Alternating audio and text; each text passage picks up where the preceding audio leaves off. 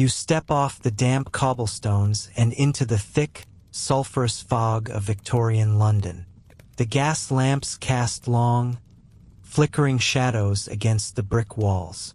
Inside a nearby parlor, you see a woman who looks like the very picture of grace.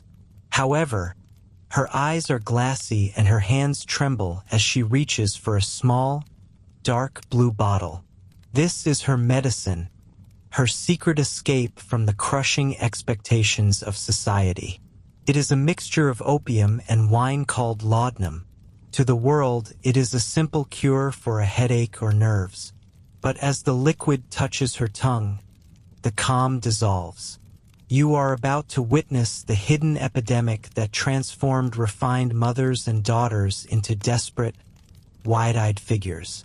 They are caught in the grip of a chemical fire that is slowly turning the Victorian home into a site of madness. You step off the carriage and onto the slick, uneven cobblestones of a London street in the mid-1800s. The air is thick, a heavy blanket of coal smoke and river mist that clings to your clothes and stings the back of your throat. It is a city of relentless noise, the rhythmic clatter of iron wheels, the shouts of street vendors, and the distant, low hum of a million souls pressing against one another. But you are not here for the chaos of the marketplace. You turn toward a row of elegant townhouses, their brick facades soot-stained but dignified, and you follow the sound of a heavy brass knocker echoing through a quiet hallway. When the door opens, the world changes. The roar of the city vanishes, replaced by a silence so profound it feels heavy. You are standing in the Victorian home, a place designed to be a sanctuary, a fortress of morality and peace. The air here smells of lavender, beeswax, and the faint, sweet scent of roasting meat. It is beautiful in a way that feels slightly suffocating. Every inch of the parlor is covered. There are heavy velvet curtains that block out the sun, intricate lace doilies draped over every wooden surface, and glass domes protecting wax flowers and stuffed birds. It is a museum of domesticity, and at the center of it all is the woman of the house. You see her sitting by the window, though she is not looking out. She is bent over a piece of embroidery, her fingers moving with a mechanical, restless precision. This is the woman the poets call the angel in the house. To the Victorian mind, she is not merely a person. She is a concept. She is the moral anchor of the British Empire, the pure, selfless creature whose only purpose is to provide a haven for her husband when he returns from the cold, competitive world of commerce. She is expected to be serene, decorative, and above all, perfectly composed. But as you move closer, you notice the cracks in this porcelain image. You see the way her shoulders are pulled back with an unnatural rigidity. That stiffness is not just a matter of posture. It is a matter of engineering. Beneath her silk gown, she is encased in a corset of whalebone and steel, laced so tight that her lower ribs are pushed inward and her lungs can only take shallow, fluttering breaths. This is the uniform of her station. It gives her the desired hourglass figure, the tiny waist that signals her refinement, but it also ensures that she is in a constant state of low-level physical distress. If she moves too quickly, she will faint. If she eats too much, she will feel a crushing pressure in her chest. She is literally bound by her own clothing, a physical manifestation of the social expectations that keep her pinned in place. You watch her for a moment, and you realize that her silence is not the silence of peace. It is the silence of exhaustion. In this era, the middle-class woman is caught in a strange paradox. She has more leisure time than any generation of women before her, thanks to a growing army of domestic servants who handle the heavy scrubbing and the coal fires. Yet, she is forbidden from using that time for anything substantial. She cannot vote. She cannot own property if she is married. She cannot pursue a profession or walk down the street alone without risking her reputation. Her entire existence is narrowed down to the management of a household and the maintenance of her own temperament. This is the fragility of the domestic ideal. The Victorian world has placed an impossible burden on her. She must be the spiritual guardian of the home, always cheerful, always patient, never showing anger, frustration, or desire. If she feels a surge of ambition, she is told it is unladylike. If she feels a wave of crushing boredom, she is told she has a nervous disposition. The doctors of the day have a word for this. They call it hysteria, a catch-all diagnosis for any woman who does not fit perfectly into the mold of the quiet, submissive angel. They believe her womb is literally wandering through her body, causing her to feel anxious, irritable, or depressed. You see her drop her needle. Her hand trembles slightly, and for a fleeting second, you see a look of pure, unadulterated panic in her eyes. It is the look of someone who is drowning in a sea of velvet and lace.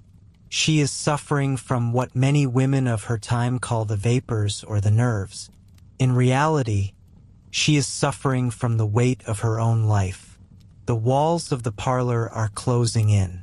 The ticking of the grandfather clock in the hallway sounds like a hammer against her skull. The social season, the tea parties, the endless rounds of calling cards, and the pressure to produce an heir have pushed her to the edge of a breakdown. And this is where the medicine cabinet becomes her only friend. In a world that denies her an outlet for her mind or her body, she is offered a chemical escape. You watch her stand up, her silk skirt rustling like dry leaves against the carpet. She walks to a small mahogany cabinet in the corner of the room. She moves with a practiced, quiet grace, ensuring that no one, not even the maid dusting in the hallway, sees the urgency in her movements. She reaches for a small, dark bottle. It is beautiful, made of deep amber or cobalt blue glass that catches the dim light of the gas lamps. There are no warnings on the label. There are no lists of side effects or cautionary tales about addiction. Instead, the label promises relief from 100 different ailments. It promises to soothe the nerves, to cure the headache, to settle the stomach, and to bring a restful night of sleep to the weary mother. It is often marketed under gentle, domestic names. It might be called Mother Bailey's Quieting Syrup or The Widow's Friend. It is sold in every apothecary, every grocery store, and even through mail order catalogs. It is as common as flour or salt. But inside that bottle is a potent mixture of alcohol and opium. It is laudanum, a tincture that has become the secret fuel of the Victorian home. As she uncorks the bottle, a bitter, earthy scent fills the small space around her. She doesn't need a large amount. Just a few drops stirred into her tea or swallowed directly from a silver spoon. You watch her take the dose. For a few minutes, nothing happens. She returns to her chair. She picks up her embroidery. But then you see the transformation begin. The tension in her jaw melts away. Her breathing, once shallow and ragged against the constraints of her corset, becomes slow and rhythmic. The sharp, jagged edges of her reality begin to soften and blur. The gray, soot-stained light coming through the window suddenly looks like gold. The repetitive, mind-numbing task of needlework becomes a beautiful, hypnotic dance. The crushing weight of her duties, the demands of her husband, and the stifling expectations of society all seem to drift away, as if they belong to someone else entirely. She is no longer the trapped woman in the velvet parlor. She is floating in a warm, chemical haze where the world cannot touch her. This is the fragile domesticity of the 19th century. Behind the polished silver and the impeccably clean curtains, there is a hidden world of sedation. The Victorian home is built on a foundation of order and morality, but it is increasingly being held together by a dark liquid poured from a glass bottle. You realize, as you watch her settle into a blissful, vacant stare, that this is not an isolated incident.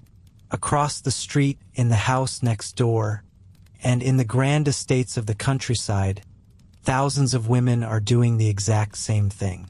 They are the invisible addicts of the empire. They are not the criminals in the opium dens of the East End.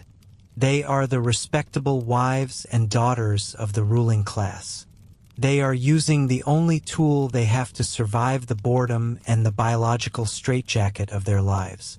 But the relief is a trap. The drug that promises to make her a better angel, a more patient wife, and a calmer mother is the very thing that will eventually turn her world into a nightmare.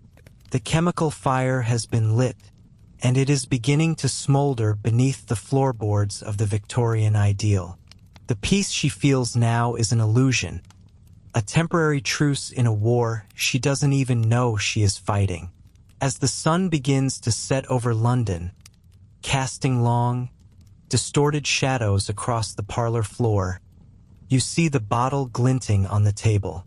It is the most powerful object in the room, the silent master of the house, and the true source of the madness that is about to unfold. You step out from the shadows of that quiet, suffocating Victorian parlor and into the stinging air of a London afternoon.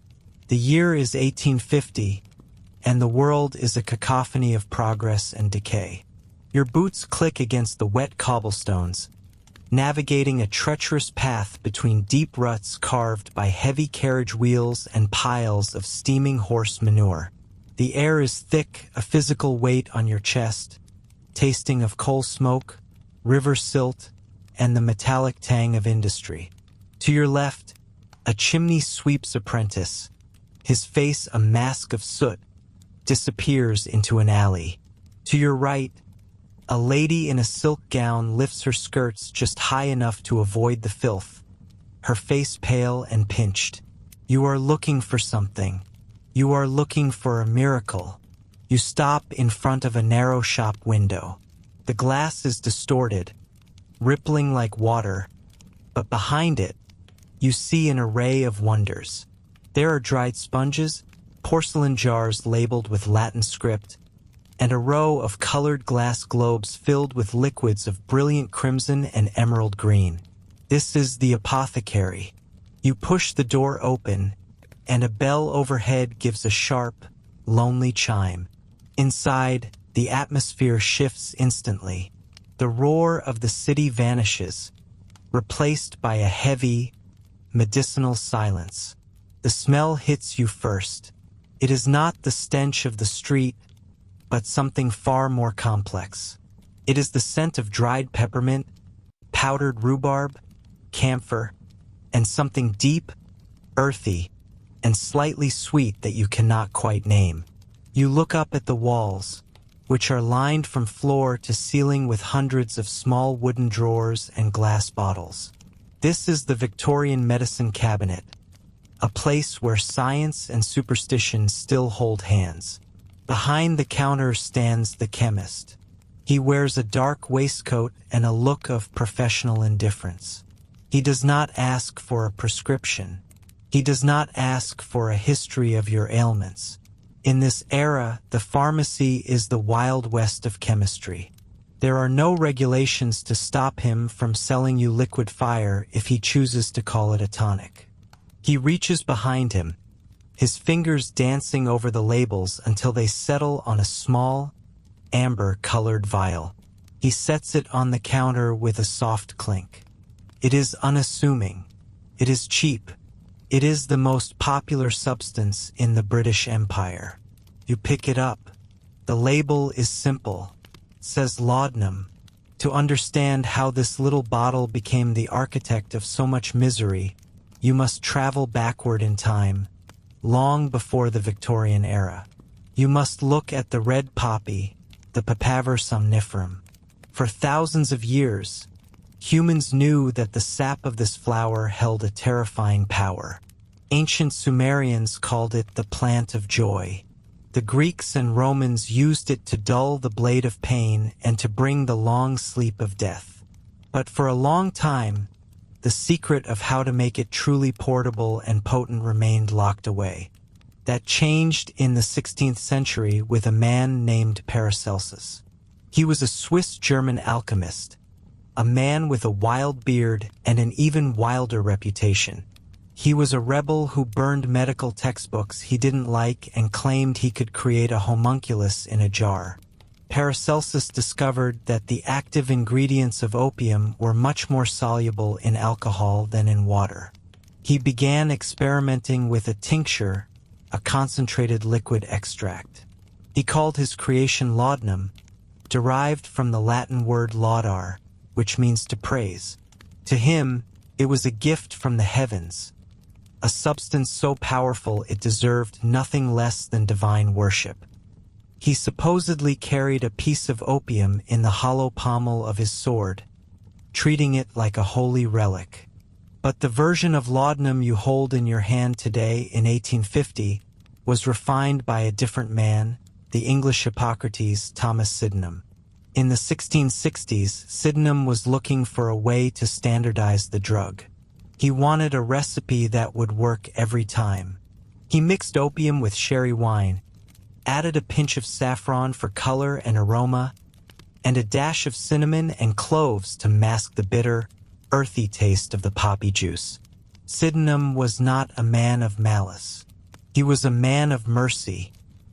He famously wrote that among the remedies which it has pleased Almighty God to give to man to relieve his sufferings, none is so universal and so efficacious as opium. You look down at the vial in your hand. You realize that for the Victorian mind, this was not viewed as a dangerous narcotic. It was viewed as a gift from God. It was the ultimate labor-saving device for the human body. Think about the world you are standing in. It is a world without aspirin, without ibuprofen, without antibiotics. If you have a toothache, it is an agonizing, throbbing torment that can last for weeks. If you have gout, your joints feel as though they are being gnawed by wolves. If you have a cough, it could be the first sign of consumption, a slow death sentence. In this world, pain is not an occasional inconvenience. Pain is a constant companion. And here, for the price of a few pennies, is the solution. The chemist watches you as you turn the bottle in the light. He knows why people buy it. It is cheaper than a bottle of gin and far more effective at making the world disappear. Because laudanum is roughly 10% powdered opium by weight, it is incredibly potent. A few drops can settle a racing heart. A spoonful can induce a sleep so deep that the dreamer feels they are floating in a warm, dark sea, far away from the soot and the struggle of the London streets. But why was it women who became the primary faces of this addiction? You look toward the door as another customer enters.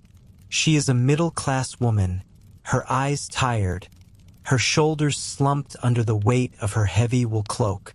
She approaches the counter and asks for her regular supply. The chemist obliges without a word. You see, for a Victorian woman, the world is a very small place.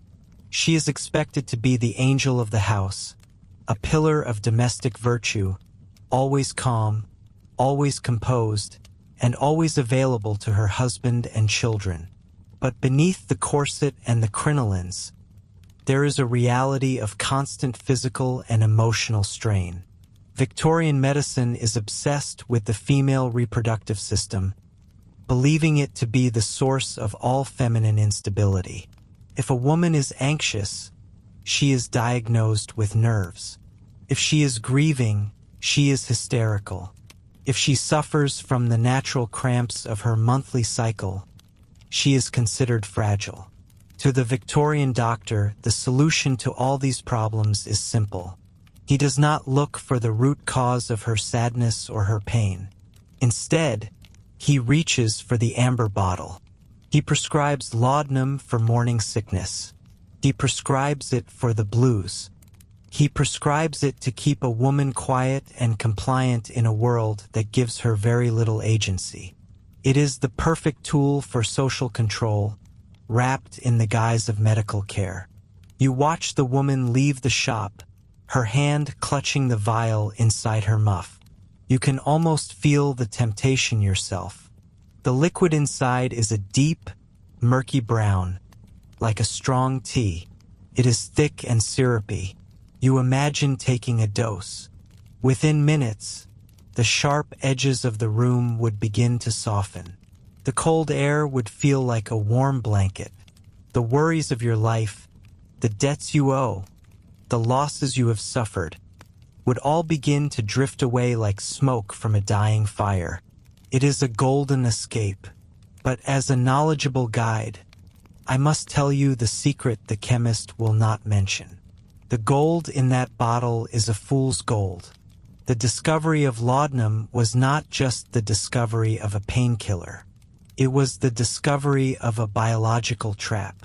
Because it is dissolved in alcohol, the body absorbs the opium almost instantly. It bypasses the slower digestive processes and heads straight for the brain. It mimics the body's natural pleasure chemicals, but does so with the force of a tidal wave. You realize that by 1850, this substance is everywhere.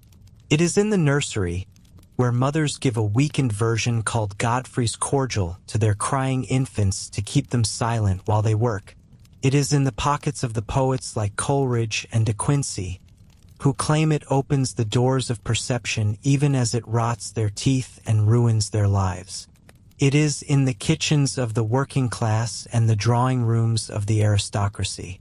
The discovery of laudanum was the moment humanity found a way to bottle peace of mind. But in the Victorian era, that peace was a commodity sold without a warning label. You stand there in the apothecary, holding the vial, feeling the weight of it. You see the golden light of the afternoon sun filtering through the window, hitting the liquid and making it glow like honey. It looks so innocent. It looks like medicine. But you know that for thousands of women, this bottle is the beginning of a descent into a nightmare from which they will never fully wake. The chemist clears his throat, bringing you back to the present. He is waiting for your pennies. You realize that this is the heartbeat of the era. The British Empire is powered by steam, by iron, and by the dark, silent flow of opium. It is the trade that fuels the economy and the tincture that numbs the soul of the people.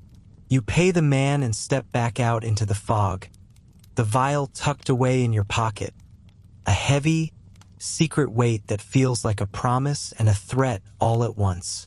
You are now a witness to the age of apothecary gold, where the line between a cure and a curse has been erased by the stroke of a pen and the tilt of a glass. You are sitting in a room that feels smaller than it actually is. It is a drawing room in the heart of London, or perhaps a parlor in a respectable Philadelphia townhouse. The year is 1870, and the air around you is thick with the scent of boiled cabbage, coal soot, and the heavy, cloying fragrance of lilies that are just beginning to wilt in their vase. The curtains are drawn tight, even though it is midday. Deep crimson velvet blocks out the sun, leaving only a sliver of gray light to dance across the polished mahogany of the tea table. You feel a heaviness in your chest that has nothing to do with the air and everything to do with the stays of your corset. They are laced so tightly that your ribs ache with every shallow breath. Your heart flutters like a trapped bird against the bone and fabric, and your head throbs with a rhythmic, pulsing heat. You are not alone.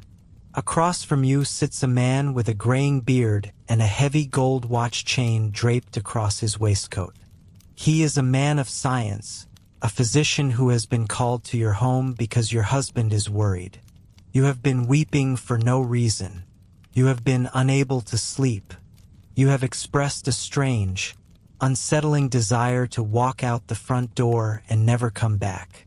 To the man sitting across from you, these are not the signs of a woman in distress or a human being reaching a breaking point. To him, these are the classic, undeniable symptoms of a uniquely female malady. He leans forward, his voice a low, soothing rumble that sounds like gravel over silk. He tells you that your nerves are frayed. He speaks of the wandering womb, an ancient theory that your very anatomy is shifting within you, causing a chaos of the spirit. He calls it hysteria. It is the wastebasket diagnosis of the 19th century, a catch-all term used to describe any behavior in a woman that is inconvenient, emotional, or simply too loud for the Victorian ear. Whether you are suffering from what we would now call clinical depression, postpartum psychosis, chronic fatigue, or simply the crushing boredom of a life confined to four walls, the answer is always the same. You are hysterical. You are a nervous woman. But do not worry, he says. He reaches into his black leather bag and pulls out a small amber glass bottle. It catches the faint light, glowing like a dark jewel. He tells you that this is the nectar of the gods, a sovereign remedy that will soothe your agitated spirit and restore the bloom to your cheeks. He calls it laudanum. You watch as he uncurls his fingers to reveal the label, though you do not need to read it to know what it is. Every woman in your circle has a bottle just like it tucked away in her vanity or hidden in the folds of her sewing basket. It is the silent companion of the Victorian lady, the liquid shadow that follows her from the nursery to the ballroom. He asks for a glass of water, and you watch as he carefully counts out the drops. 1, 2, 3. The liquid is dark and viscous, like thin molasses, and it swirls into the water like a cloud of ink. It smells earthy and bitter, with a sharp, medicinal tang that makes the back of your throat tighten. He hands the glass to you with a reassuring smile. Drink this, he says. It will bring you peace. As the cool liquid slides down your throat, you feel the immediate burn of the alcohol followed by the slow, spreading warmth of the opium. Within minutes, the world begins to change. The sharp edges of the furniture seem to soften. The pressure of your corset feels less like a cage and more like a gentle embrace. The throbbing in your temples recedes into a dull, distant hum. You look at the doctor, and his face seems kinder, more radiant. The heavy crimson curtains no longer feel like they are suffocating you. Instead, they look like beautiful, deep ripples of water. You feel a sense of profound, heavy stillness. The anxiety that was clawing at your throat just moments ago has been replaced by a blissful, empty silence. This is the prescription for the nervous woman. It is not a cure for your problems, but it is a perfect veil to pull over them. In this era, the medical establishment has decided that the female constitution is inherently fragile. They believe that women are governed by their reproductive systems, and that any deviation from the role of the quiet, domestic angel is a sign of a physical and mental breakdown. If you are angry, you are sick. If you are ambitious, you are overstimulated. If you are sad, you are weak. And for every one of these perceived flaws, the bottle of laudanum is the answer. Think about the life you lead. As a middle-class woman of this period, your world is incredibly small. You are expected to manage a household, raise children, and remain a decorative moral anchor for your husband. You have no legal right to your own property, no vote, and very few outlets for your intellect or your passions. The constant pressure to be perfect, combined with the physical toll of frequent pregnancies and the lack of basic medical understanding, creates a recipe for genuine suffering. But instead of addressing the source of your pain, the world gives you a sedative. The doctor leaves, and you are left in your velvet-drenched silence. You find that you can sit for hours without moving. The embroidery hoop in your lap remains untouched, the needle stuck mid-stitch in a silk rosebud. You are not thinking about the bills that need to be paid or the coldness of your marriage. You are floating in a golden, opium-tinted haze. To your husband, when he returns home, you are a miracle of modern medicine. You are no longer weeping. You are no longer complaining. You are perfectly still, perfectly quiet, and perfectly compliant. He praises the doctor for his skill, never realizing that the woman he married is slowly dissolving behind a mask of chemical indifference. But there is a dark side to this piece, one that the doctor did not mention. As the hours pass and the effects of the laudanum begin to wear off, the world returns with a vengeance. The light from the window is suddenly too bright, stabbing at your eyes like needles. The sound of a carriage passing on the street outside is like a thunderclap. The heaviness in your chest returns, but now it is accompanied by a gnawing, hollow ache in the pit of your stomach. Your skin feels tight and itchy, and a cold sweat breaks out across your brow. The piece was a lie, a temporary loan that you must now pay back with interest. You reach for the bottle. You only intended to take it when the nerves were truly bad, but now the nerves are always bad. You find that you need 4 drops instead of 3 to find that golden stillness. Then you need 6. Then you need a teaspoon. The transition from a patient to a devotee happens so slowly that you hardly notice it. You begin to look forward to the moments of your dose with a desperate, shaking intensity. The bottle is no longer a remedy. It is the sun around which your entire life revolves. This was the reality for thousands of women in the 19th century. While men were often criticized for their use of alcohol or opium in public dens, the domestic use of laudanum by women was largely ignored or even encouraged. It was seen as a private necessity, a way to keep the gears of the Victorian home grinding smoothly. Because it was prescribed by a physician and sold by a respectable apothecary, there was no stigma attached to it at first.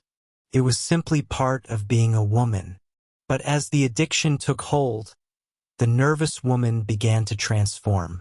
The very drug that was meant to make her manageable began to turn her into something else. When the supply ran low or the dose was delayed, the quiet angel of the house disappeared. In her place was a woman who would scream, who would break furniture, who would sell her own clothes or her children's toys to get another vial of the dark liquid. The doctors called this a worsening of the hysteria. They did not see that they had created a monster of their own making. They saw a woman losing her mind and responded by increasing the dose, fueling the fire they were trying to put out. You stand up from the settee, your legs feeling heavy and disconnected from your body. You catch a glimpse of yourself in the pier glass mirror. Your eyes are pinned, the pupils reduced to tiny black dots in a sea of pale iris. Your skin is sallow, and there is a strange, vacant expression on your face that you do not recognize. You look like a ghost inhabiting your own body. You are the ideal Victorian woman, or at least the version of her that the world finds easiest to deal with. You are sedated, silent, and slowly slipping away into the dark, sticky depths of the amber bottle. The tragedy is that you are not an isolated case. You are part of a hidden epidemic that stretches from the slums of East London to the mansions of Fifth Avenue. This is the era of the medicated mother and the drugged daughter. In a world that offers women no power and no voice, the opium bottle offers the only escape available. It is a trap set with the best of intentions and the worst of science. You are a witness to the birth of a crisis that will haunt the medical world for over a century. A time when the line between care and control was blurred by the stroke of a pen and the steady, rhythmic drip of laudanum into a glass of water. You are the nervous woman, and your prescription is just the beginning of a long, dark journey into the heart of the Victorian nightmare. You step off the mud-slicked cobblestones of the London street, the roar of carriage wheels and the shouting of street vendors muffled as you push open the heavy oak door. A tiny bell tinkles above your head, a silver sound that cuts through the thick, stagnant air of the city. As the door closes behind you, the world changes. The smog and the stench of horse manure and coal smoke are replaced by something far more complex and medicinal. It is a scent that clings to the back of your throat, a mixture of dried lavender, bitter camphor, sulfur, and the sweet, cloying undertone of poppy. You are inside the apothecary shop, a place of mystery and supposed healing that stands on every street corner like a beacon of hope for the weary. Your eyes take a moment to adjust to the dim light. The shop is narrow, its walls lined from floor to ceiling with dark wooden shelves. These shelves are packed with hundreds of glass jars, some clear, some cobalt blue, and some deep emerald green. They catch the flicker of the gaslight, gleaming like jewels in the shadows. You see hand-painted labels in elegant, scrolling Latin script that hint at exotic origins and ancient secrets. There are dried roots hanging from the rafters and bundles of herbs that look like skeletal fingers reaching down toward you. This is the Victorian pharmacy, the front line of 19th century medicine, and you have come here because you are searching for a very specific kind of peace. Behind the counter stands the chemist. He is a man in a stained white apron, his fingers darkened by the many tinctures and powders he mixes by hand every day. He does not ask for a formal medical certificate. He does not ask to see a note from your doctor. In this era, the apothecary is the poor man's physician and the middle-class woman's confidant. He looks at you with a practiced, sympathetic eye. He sees the dark circles under your eyes, the slight tremor in your hands, and the way you pull your shawl tight against the damp chill of the afternoon. He knows exactly what you need. Without a word, he reaches for a small, square bottle made of dark amber glass. It is no larger than your thumb, yet it holds more power than almost any other substance in the city. He sets it on the counter with a soft clink. This is your liquid comfort. This is laudanum. You look at the bottle, and you feel a sense of immediate relief just seeing it there.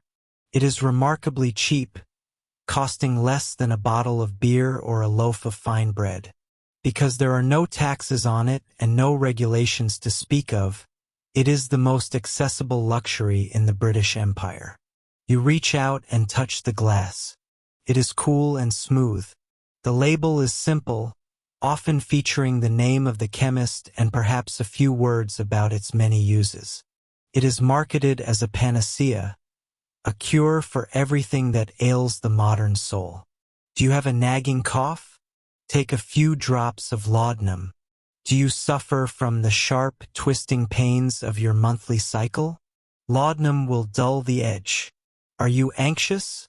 Or perhaps you find the world too loud and the demands of your household too heavy.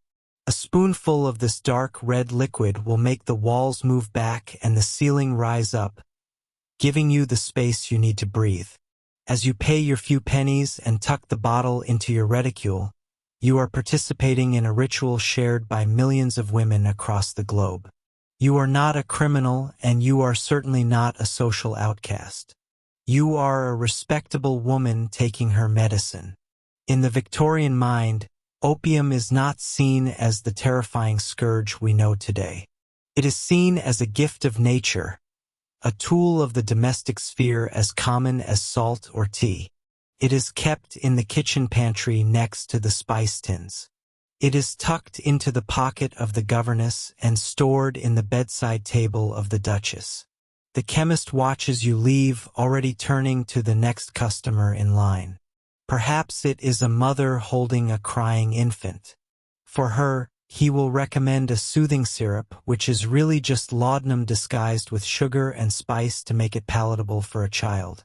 He calls it the mother's friend or the quietness. He tells her it will stop the baby's teething pain and ensure a peaceful night's sleep for the whole family.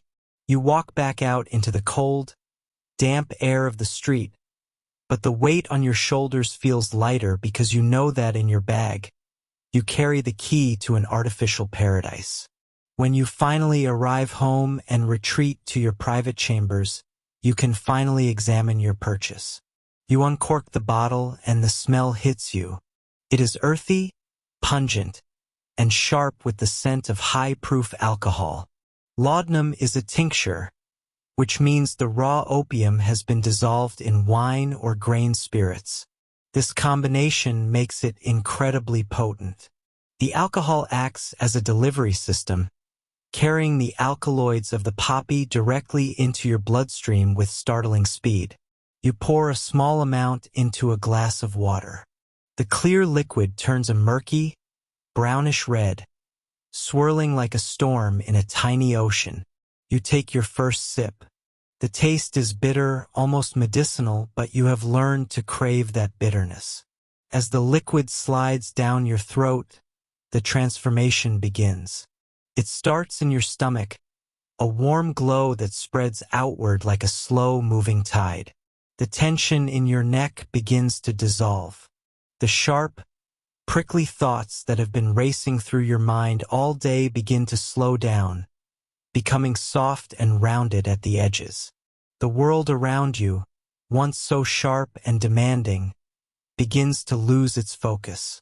The ticking of the clock on the mantelpiece becomes a rhythmic, soothing pulse. The gray light filtering through the lace curtains becomes a golden, ethereal glow. This is the liquid comfort that made it the bestseller of the Victorian age. It provided an escape from a reality that was often bleak, painful, and restrictive. For a woman in this era, life was a series of narrow hallways and closed doors. You were expected to be the angel of the house, a pillar of moral purity and quiet domesticity. You were not supposed to have desires or frustrations, or even physical pain. If you felt overwhelmed by the soot of the Industrial Revolution or the crushing weight of your social duties, you were told you were simply hysterical. And for hysteria, there was no better cure than the bottle in your hand. You do not realize it yet, but the apothecary has sold you something far more complex than a simple painkiller. He has sold you a chemical tether. Because laudanum is so cheap and so widely available, you will find yourself returning to the shop more and more often. You will find that the small bottle no longer lasts the week. You will find that the warm glow requires a few more drops than it did last month. But for now, as you sit in your velvet armchair and watch the shadows dance on the wall, those concerns feel a lifetime away. The sheer volume of laudanum moving through the ports of London and Liverpool is staggering. Tons of raw opium are processed every year to meet the demand. It is a massive industry that fuels the economy of the empire, and the primary consumers are the people who simply want to feel better. The apothecary is the middleman in a global trade that stretches from the poppy fields of India to the parlors of the West End.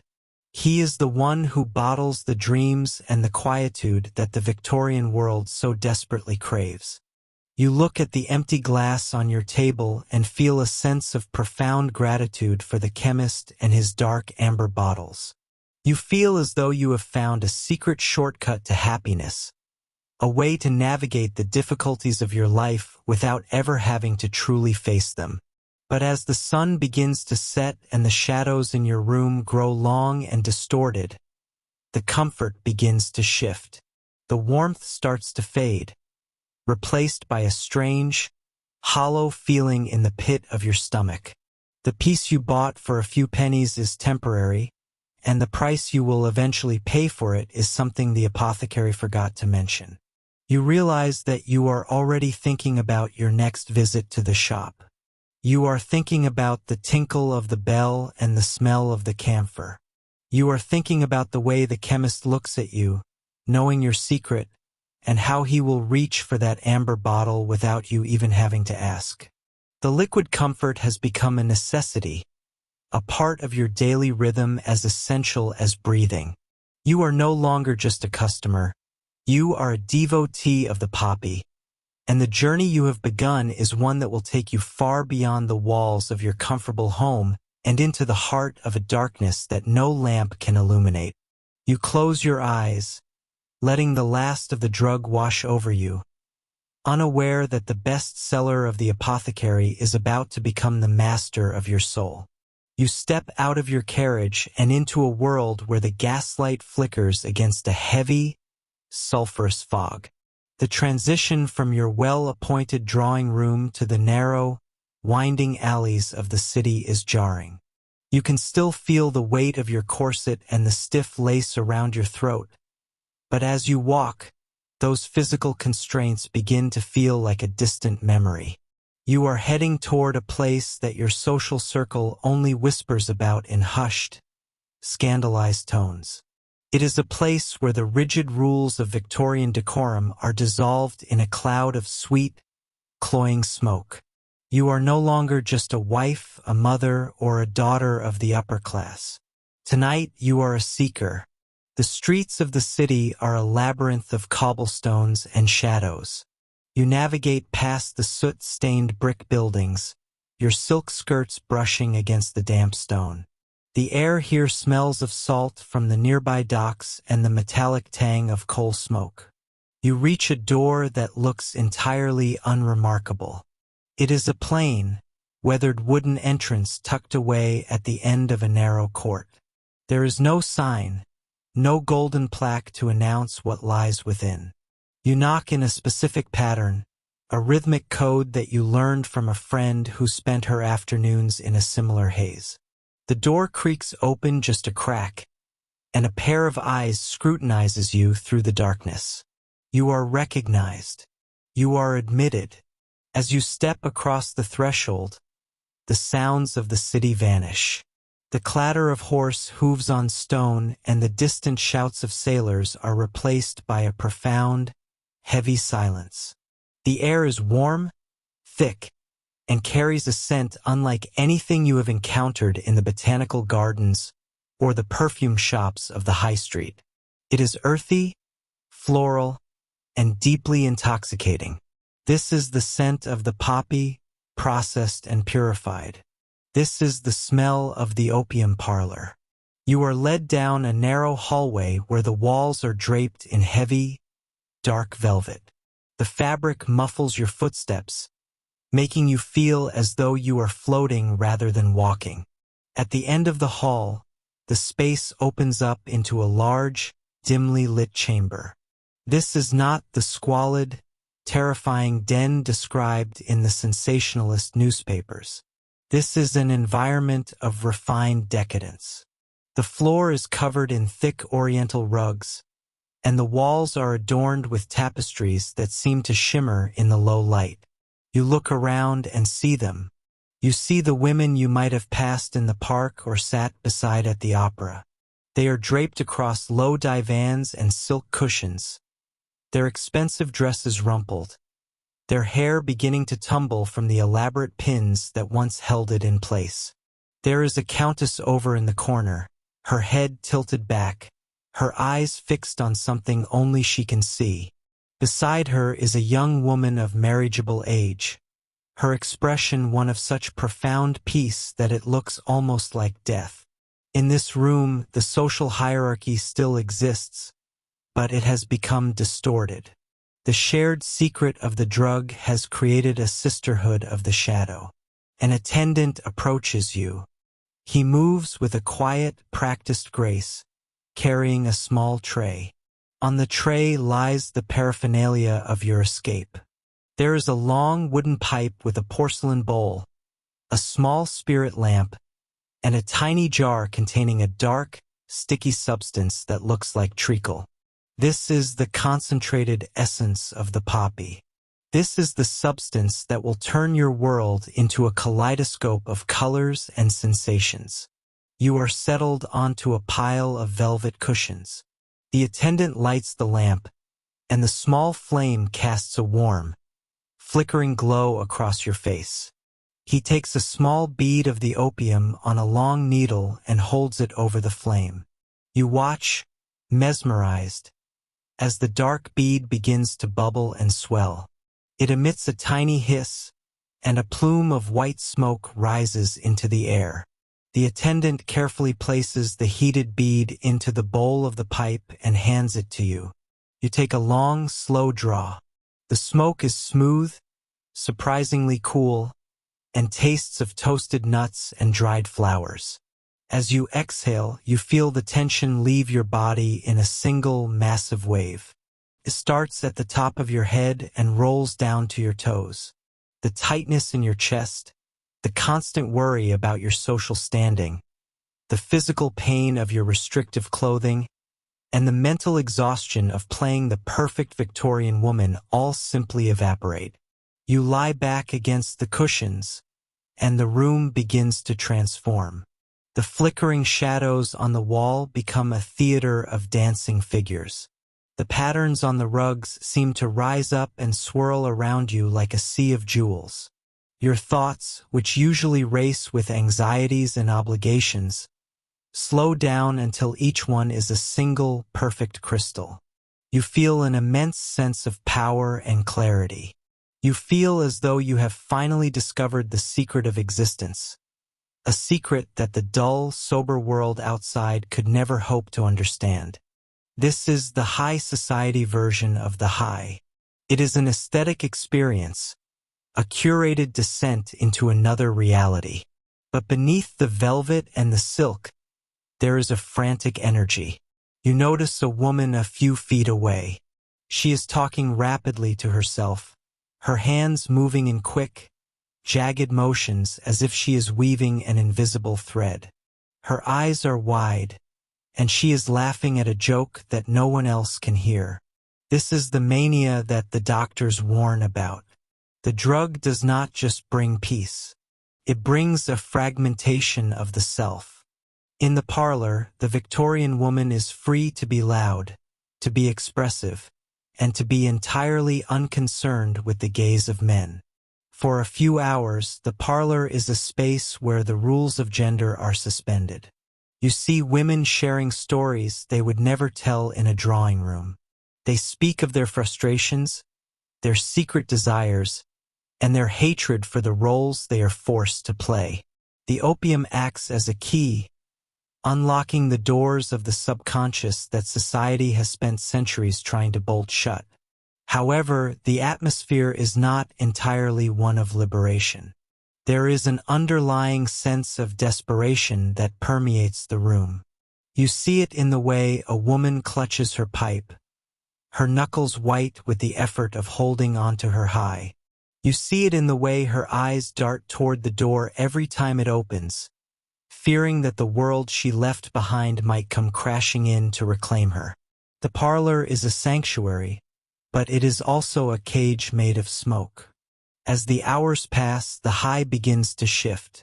The initial rush of euphoria fades into a heavy, dreamlike state. You find it difficult to move your limbs. They feel like they are made of lead, anchored to the floor by an invisible weight. Your mind begins to play tricks on you. The beautiful tapestries now look like tangled vines, and the soft whispers of the other women sound like the hissing of serpents. This is the duality of the drug. It gives you heaven, but it demands a glimpse of hell in return.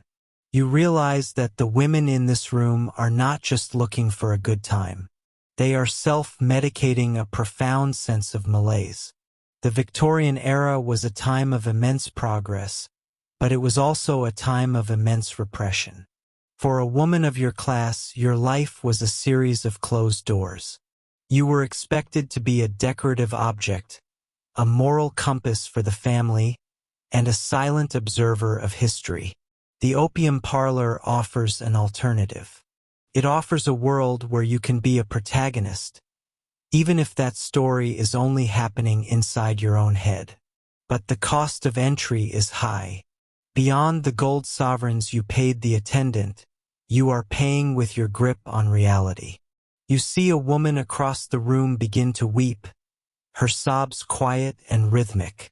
She is mourning a life that hasn't even ended yet. She knows that when she leaves this room, the gray world will be even grayer, the cold will be even colder, and the expectations will be even heavier. The contrast between the vibrant world of the pipe and the drab world of the street is enough to drive anyone to the brink of madness. You close your eyes and let the last of the smoke drift from your lungs. The hallucinations have settled into a low, pulsing hum. You feel a strange sense of detachment from your own body. You are watching yourself from the ceiling, a woman in a rumpled silk dress lying on a floor in a hidden room. You look small, fragile, and utterly lost. The attendant returns to clear the pipe. He knows the signs. He knows that your time in the parlor is coming to an end for today. He offers you a glass of water and a cool cloth for your forehead. His movements are clinical, devoid of judgment. He has seen hundreds of women just like you pass through these doors. He has seen the brightest stars of society dim and flicker out in this very room. As you prepare to leave, you straighten your hair and pull your cloak tightly around your shoulders. You step back out into the cool night air, and the city greets you with a slap of cold wind and the smell of garbage.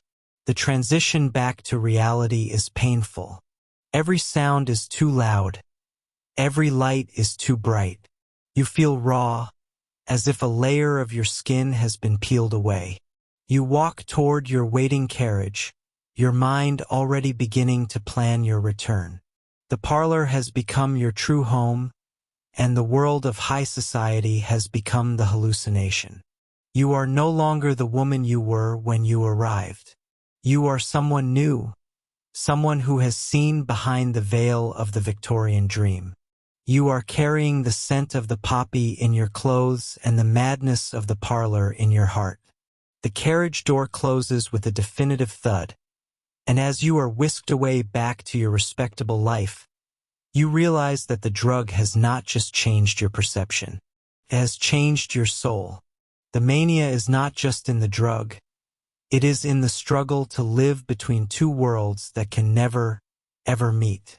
You lean your head against the velvet padding of the carriage, and for a moment, you can almost hear the hiss of the lamp and feel the warmth of the smoke, a haunting promise of the next time you will lose yourself in the shadows. You step across the threshold of your home, and the heavy oak door clicks shut behind you, sealing out the damp night air of the London streets. The foyer is quiet, save for the rhythmic, hollow ticking of the grandfather clock that stands like a sentinel in the corner. You lean back against the wood, and for a second the world tilts. The floor feels as though it is made of velvet rather than solid timber. This is the first sign of the change. It is not a sudden explosion of madness, but a subtle, honeyed softening of the edges of your reality. You find that you are no longer walking through a house. You are floating through a watercolor painting where the colors have begun to bleed into one another. You make your way toward the parlor, your silk skirts whispering against the floorboards. The sound is louder than it should be, like the rushing of a river in a distant canyon. Every sensation is heightened, yet simultaneously muffled, as if you are wrapped in layers of invisible gauze. You reach out to touch the heavy brocade curtains that frame the window, and the texture of the fabric feels electric against your fingertips. You can feel every individual thread, every tiny knot in the weaving. You find yourself standing there for a long time, just feeling the fabric, lost in the intricate patterns that seem to move and writhe under your gaze if you look at them for too long. This is the dreamscape. It is the beginning of the shift from the woman you were to the creature the world will eventually call a maniac. But right now, you do not feel like a maniac.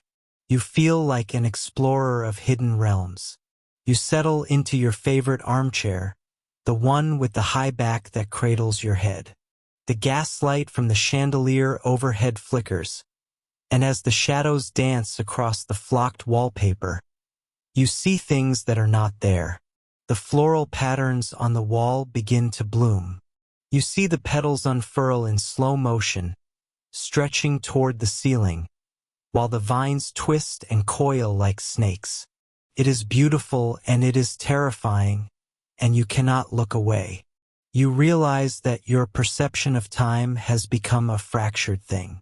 You might have been sitting there for 5 minutes, or perhaps it has been 2 hours.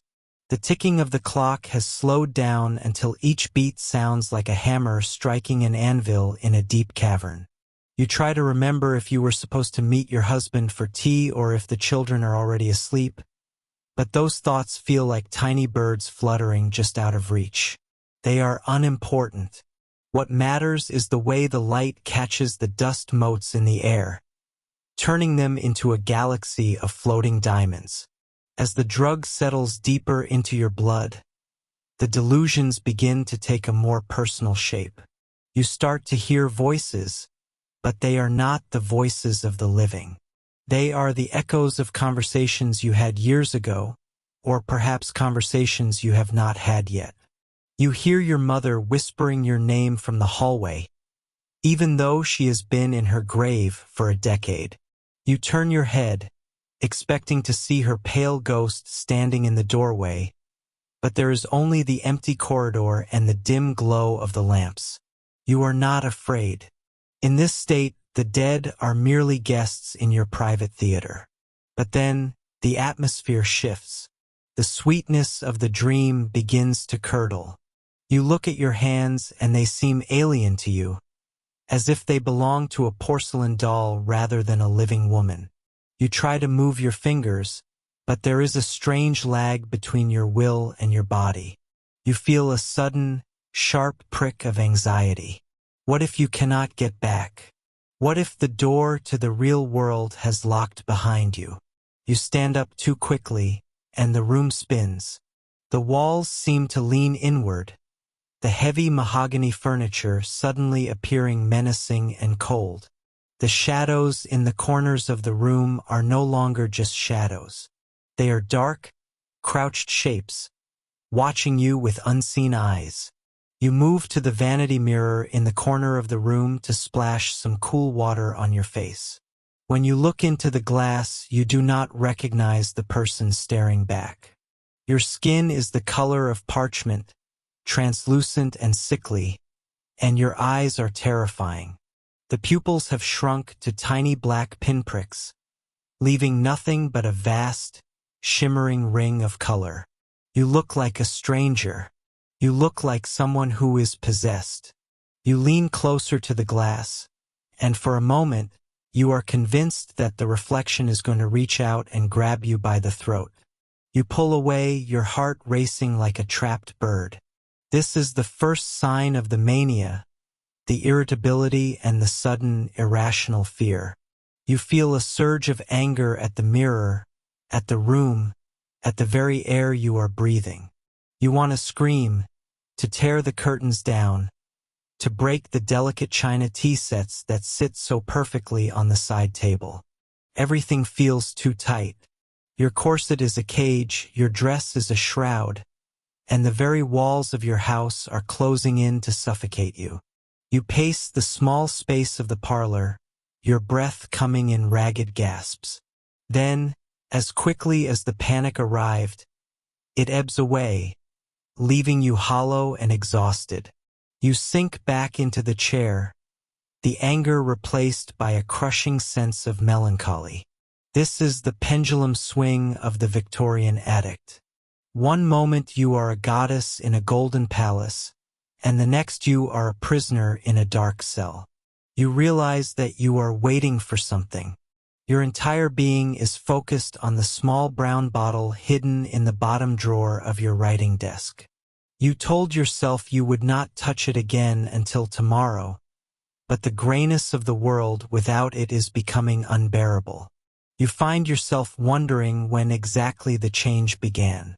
Was it weeks ago? Months? You remember the first time the doctor handed you the tincture for your nerves. He told you it was a gift from science, a way to handle the pressures of your station. He spoke of it as a tonic for the modern woman. But he did not tell you about the dreamscapes. He did not tell you that once you visited those hidden lands, the real world would start to look like a dusty, broken stage set. He did not warn you that your personality would start to fray at the edges, that you would become a creature of secrets and shadows. You look around the room again. The vines on the wallpaper have stopped moving, but the air still feels thick, as if you are underwater. You realize that you have started to prefer the delusions. The real world is full of duties and expectations, of stiff collars and polite smiles. In the dreamscape, you are powerful. In the dreamscape, you can see the clockwork of the universe. The tragedy is that the price of admission is your very soul. You are becoming a maniac not because you are losing your mind, but because you are choosing a different one. You hear the sound of a carriage approaching outside. It is your husband returning from his club.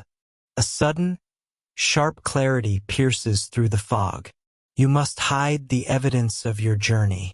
You quickly smooth your hair and straighten your skirts, trying to compose your face into the mask of the dutiful Victorian wife. But as you stand there, waiting for him to enter, you feel a flicker of something dark and wild behind your eyes. You know that you are no longer the woman he married. You are something new, something forged in the smoke and the syrup. You are a woman on the brink of a total transformation, and as you hear his key turn in the lock, you realize that the most dangerous part of the delusion is the belief that you can still pretend to be sane. The door opens, and the light from the hallway spills into the parlor. You step forward, a practiced smile on your lips, but inside, you are already retreating back into the shadows of your mind, back to the place where the colors bleed and the voices of the dead sing you to sleep. The change is no longer coming. It is already here. You are the first sign of a new age, an age where the quiet parlors of the respectable hide the wildest and most desperate of hungers. You are the living embodiment of the dreamscape, and as the night deepens, you realize that you are no longer afraid of the dark. You are part of it. You sit in your drawing room, the afternoon light filtered through heavy, dust-mote-filled velvet curtains.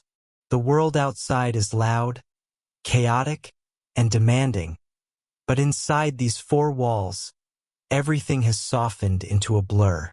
You are holding a small, brown glass bottle.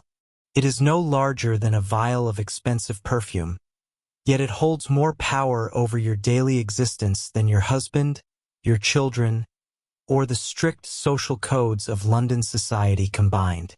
At first, you told yourself it was for the nerves. The doctor called it a feminine tonic, a way to soothe the vapors and the hysteria that supposedly plagued every woman of your station.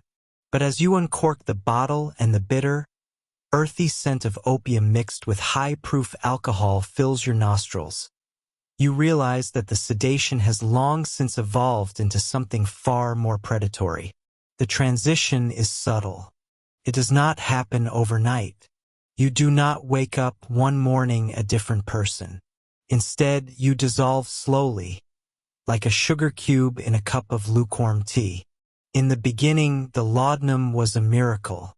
It was the only thing that could silence the persistent, throbbing headaches that came from wearing a corset too tight for 14 hours a day. It was the only thing that could dull the sharp edges of grief after losing a child to scarlet fever. It provided a soft, golden cushion between you and the crushing expectations of the Victorian era. You could be the perfect hostess, the quiet wife, the patient mother, all because the drug had turned your internal world into a calm, sunlit garden. But that garden is starting to overgrow. The weeds are choking the flowers, and the sun has stayed up for too long, parching the earth until it cracks. You notice the shift in your pulse first. When you do not have the bottle nearby, your heart begins to race with a frantic, fluttering rhythm, like a trapped bird beating its wings against a cage. This is the first stage of the obsession. It is not just a desire for the feeling of the drug, but a physical terror of its absence. You find yourself checking the level of the liquid 3, 4, 5 times an hour. You begin to calculate the remaining drops with the precision of a mathematician. Will this last until the apothecary opens on Monday morning? If you take a smaller dose now, will you be able to sleep tonight? The calm you once sought is gone, replaced by a hyper-vigilant anxiety that centers entirely on a piece of glass and a dark, stained cork. You are no longer taking the medicine to feel good. You are taking it to feel nothing. The Victorian world expects you to be an angel in the house, a beacon of morality and domestic bliss, but you feel more like a ghost haunting your own hallways. You walk through your home, and the floorboards feel further away than they should. Your hands are steady only when the tincture is in your system. When it wears off, the tremors begin. Your fingers twitch, your skin feels cold and clammy, and a deep, gnawing ache settles into your bones. This is the descent. This is the moment where the sedation ends and the obsession takes hold of your very soul. Think about the secrecy. In the Victorian age, your reputation is your only currency. If it were known that you were a slave to the poppy, you would be cast out of your social circles, perhaps even committed to an asylum by a husband who no longer recognizes the woman he married. So you become a master of disguise. You hide your bottles in the hollowed-out heels of your boots, or behind the heavy volumes of poetry in the library. You learn to paint your face with extra rouge to hide the unnatural pallor of your skin. You wear dark veils when you go out, claiming a sudden sensitivity to light, when in reality you are trying to hide your pupils, which have shrunk to the size of pinheads. The obsession forces you to live a double life. By day, you are the picture of Victorian propriety. By night, or in the quiet hours of the afternoon when the house is still, you are a frantic, shaking shadow of yourself, desperate for the next drop. The word maniac was often thrown around by doctors of the time to describe women in your position. To them, the behavior seemed erratic, unpredictable, and explosive, but they did not understand the biological trap you were caught in. When the drug begins to leave your system, the brain reacts with a violent surge of electricity. Your senses become painfully sharp. The ticking of the grandfather clock in the hall sounds like a hammer hitting an anvil. The smell of the roasting meat from the kitchen is nauseatingly intense. The touch of your own silk gown against your skin feels like sandpaper. In this state, you might snap at a servant for a minor mistake, or burst into uncontrollable tears because a cup of tea has gone cold. To the outside observer, you are losing your mind. To you, you are simply trying to survive the sensory assault of a world that has become too loud to bear. This is the cruelty of the descent. The very thing that was meant to make you a better, more compliant woman is the thing that is stripping away your humanity. You find that your interests are narrowing.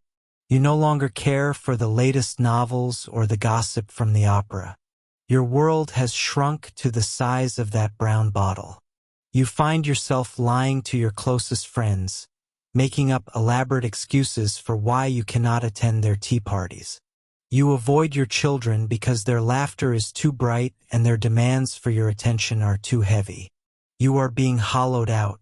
The drug is eating your personality, leaving behind a shell that is fueled only by the need for more. The obsession manifests in your dreams as well. When you finally do sleep, it is not a restful slumber. It is a feverish, technicolor landscape of shifting shadows and distorted faces. You dream of vast fields of white poppies that stretch on for eternity, their petals dripping with a dark, syrupy ink.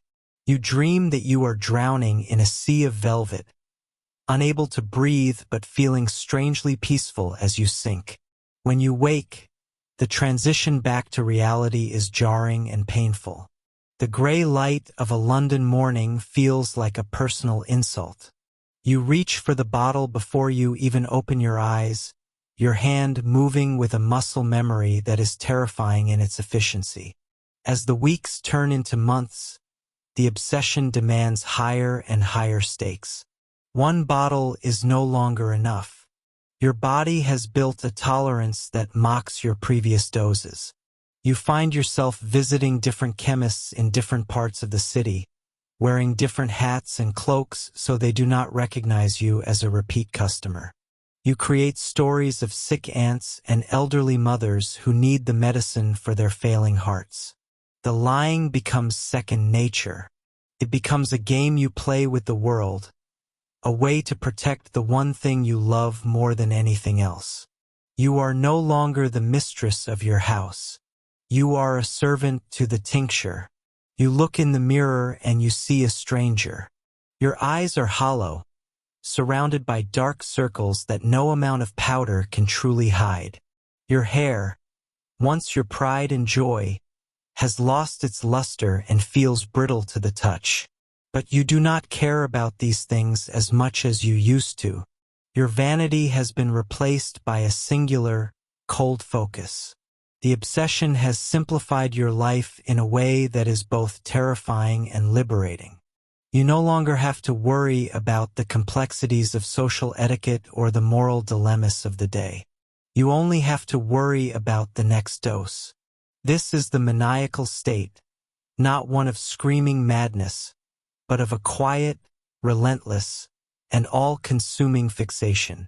You are descending further into the fog, and the path back to the surface is growing steeper and darker with every passing hour. The sedation has done its job. It has made you quiet. It has made you still. And now it is making you disappear. In the Victorian world, a woman who disappears into her own mind is the most dangerous kind of maniac of all, because she is no longer under anyone's control but her own addiction. You are walking a tightrope over an abyss, and the only thing keeping you balanced is the very thing that is pulling you down.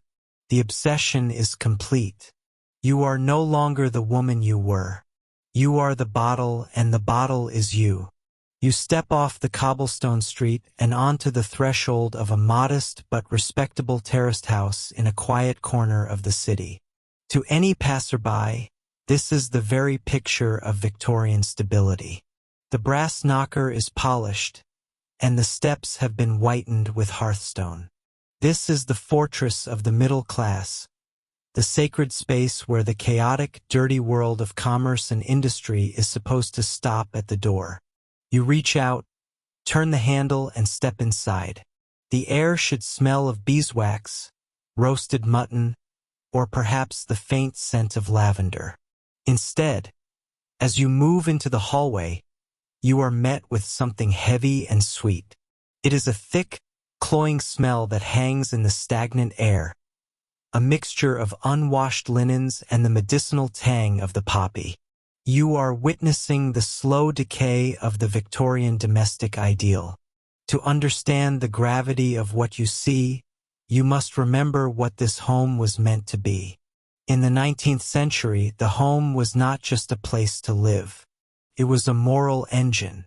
It was the center of the universe, and at its heart sat the wife and mother. She was famously described as the angel in the house.